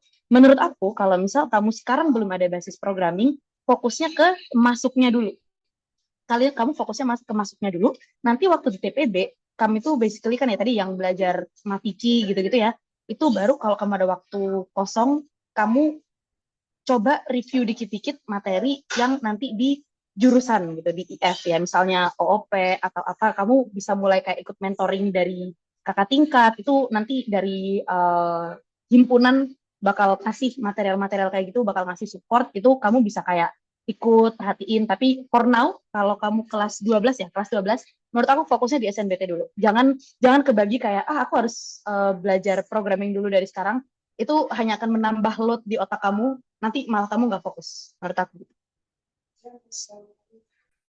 Oke, thank you Kak Trista insight-nya. Jadi untuk tadi yang bertanya, apakah perlu untuk mempersiapkan programming dulu? Jawabannya ntar dulu nggak sih. Yang penting masuk dulu nggak sih? Karena masuknya sendiri udah luar biasa berat begitu. Jangan sampai kalian overwhelmed, burn out ya. Akhirnya apa yang kalian rencanakan justru kacau. Oke, sepertinya sudah tidak ada pertanyaan lagi dan saya menyambung dari chatboxnya Bu Vivit ya. Mohon maaf teman-teman untuk narasumber kita Kak Ilmi karena ada urgent pekerjaan meninggalkan terlebih dahulu Zoom ini. Tapi nanti jika ada pertanyaan bisa disampaikan ke kami. Mungkin terakhir pertanyaannya atau permintaan dari saya sebagai moderator kepada Kak Revino dan Kak Trista. Pesannya untuk adik-adik yang ada di Inten ini. Apa yang harus mereka lakukan? Apa yang harus mereka eh, maksimalkan selama belajar di Inten ini? Nah, sehingga nanti harapannya untuk siapapun, entah yang ingin masuk ke ITB ataupun yang lainnya, itu bisa dapat khususnya di UTBK. Silakan, boleh dari Kak Revino. Aduh, terus mikir. Oke, pesan ya, pesan. Yang pertama, pasti pilih jurusan dengan benar, dengan penuh riset. Jangan sampai kalian menyesal di kemudian hari karena itu 4 tahun dan kayak nggak bisa semudah itu pindah, gitu kan? Itu satu. Terus selama kalian berusaha, ingat, eh, remember your whys, remember your motivation, remember the person around you that will be proud of you, gitu. Ingat-ingat aja kayak, eh, bayangin aja, manifesting itu memang perlu. Kalian sampai di garis finish dan itu bisa membawa impact yang sangat luar biasa buat kalian semua. Terlebih lagi karena kami ITB, menurut kalau dari aku pesannya 2 kata buat ITB, worth it. Jadi eh, apapun yang kalian perjuangkan itu tidak akan sia-sia. Eh, Tetap ingat dengan eh, Allah juga, dengan Tuhan, berdoa, karena apalah artinya usaha tanpa diimbangi dengan doa, dan rajin-rajin intentnya karena itu beneran sangat bisa mensupport kalian, dan just prepare for the worst. Jangan terlalu kayak oke aku SNBP aku pede gitu. Tetap belajar UTBK. Think that's a little from me. Boleh mungkin lanjut balik ke Pak Bram lagi. Pak, Oke. masuk sebelum ke Detrista. Jadi teman-teman, walaupun dulu Kak Revino dulu itu SNBP, tapi saya tahu banget dia merjuangin SNBT dari awal gitu. Jadi itu Betul. poinnya. Sebagus apapun rapor kalian, selalu ya itu nggak menjamin terima SNBP. Gitu. Ya, Jadi Kak Reno dulu itu walaupun rankingnya nomor berapa tadi dia nomor 6, itu pun dulu galaunya minta ampun. Jadi chat saya berkali-kali, Bu, ini saya milih apa? TB yang mana itu ya. Kayak gitu. Jadi teman-teman walaupun kita rapornya bagus pun gitu ya, udah pede nih bisa gitu ya, tapi tetap prepare for the worst seperti yang Bang Bicara tadi menyampaikan. Itu Pak, terima kasih saya nyamburin Pak. kasih Bu. Yes, thank you. Kalau dari Kak Trista, gimana nih Mas tadi eh, satu katanya buat Inten apa buat kampusnya tadi? Sorry. pesannya? Oh, pesan buat Inten berarti. Ya, untuk adik-adik ini selama di Inten. Oke. Pesan untuk adik-adik ini selama di Inten, manfaatkan tentor-tentor kalian semaksimal mungkin. Kejar mereka sampai malam, kalian mau tanya apa, tanya. Jam 12 malam, tanya. Nggak usah kalian kayak, aduh nggak enak kejar tentor jam segini. Enggak, tanya aja. Kalau nggak balas tapi mereka upload story, DM. Itu tips dari aku, kayak, kalian harus memanfaatkan itu guys. Beneran, kalian harus memanfaatkan itu. Kayak, back again, grit. Kalian harus eh, berusaha sebaik mungkin apa yang kalian punya sebagai fasilitas, in this case berarti les di Inten, manfaatkan sebaik mungkin. Ya itu. Terus saran dan masukan, aim for the best. Kalian target setinggi-tingginya, jadi pun kalau kalian jatuh itu kalian masih jatuh di antara awan-awan lain yang ada. Dah, thank you dari aku.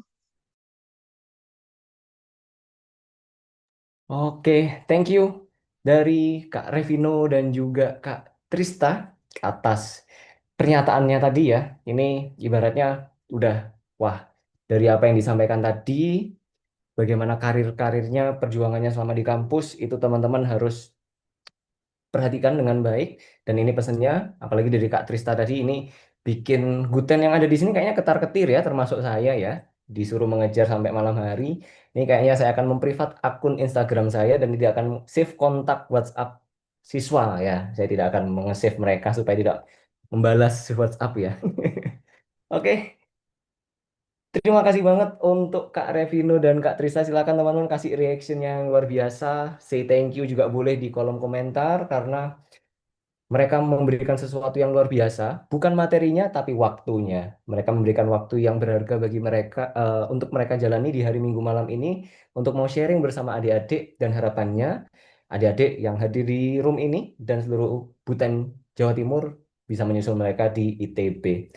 Terima kasih banyak. Jangan lupa untuk resumenya bisa diupload di Instagram Story agar nanti mendapatkan reward bagi yang beruntung. Terima kasih semua. Selamat malam. Selamat malam. Terima kasih Reno, terima kasih Trista, Ibu, dan sekali Bapak. malam Terima hari kasih ini semuanya. teman-teman Intel. Terima kasih Reno Bapak dan Ibu, Trista. terima kasih. Terima kasih, itu gula ya. Ya boleh live teman-teman, Bapak Ibu Guru. Terima kasih banyak. See you di season berikutnya, ketiga. Terima kasih Pak Bram. Mantap. Terima kasih Pak Alvin. Asik. Siap-siap di private ya izinnya. 12 malam, jam 12 malam kita bakal diburu puten nih Kak.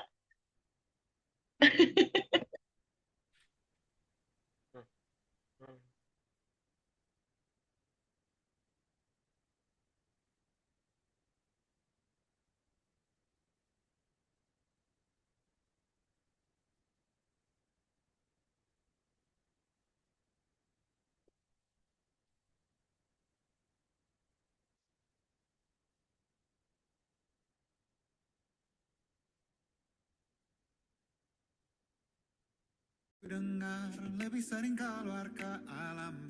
Sarana pintu dengar, cari hal asing yang menantang. Keluar dari benteng, dari tempatmu yang sekarang. Ada yang hilang dariku belakangan. Sedang tak mudah bertemu rasa senang. Sedang ku cari yang jadi pencetusnya. Mungkin hilangnya atau siklus hidupku. Mungkin aku sedang tak bisa jatuh cinta, membuka hati untuk apapun siapapun. Dan mungkin aku memang sedang tak bisa jatuh cinta,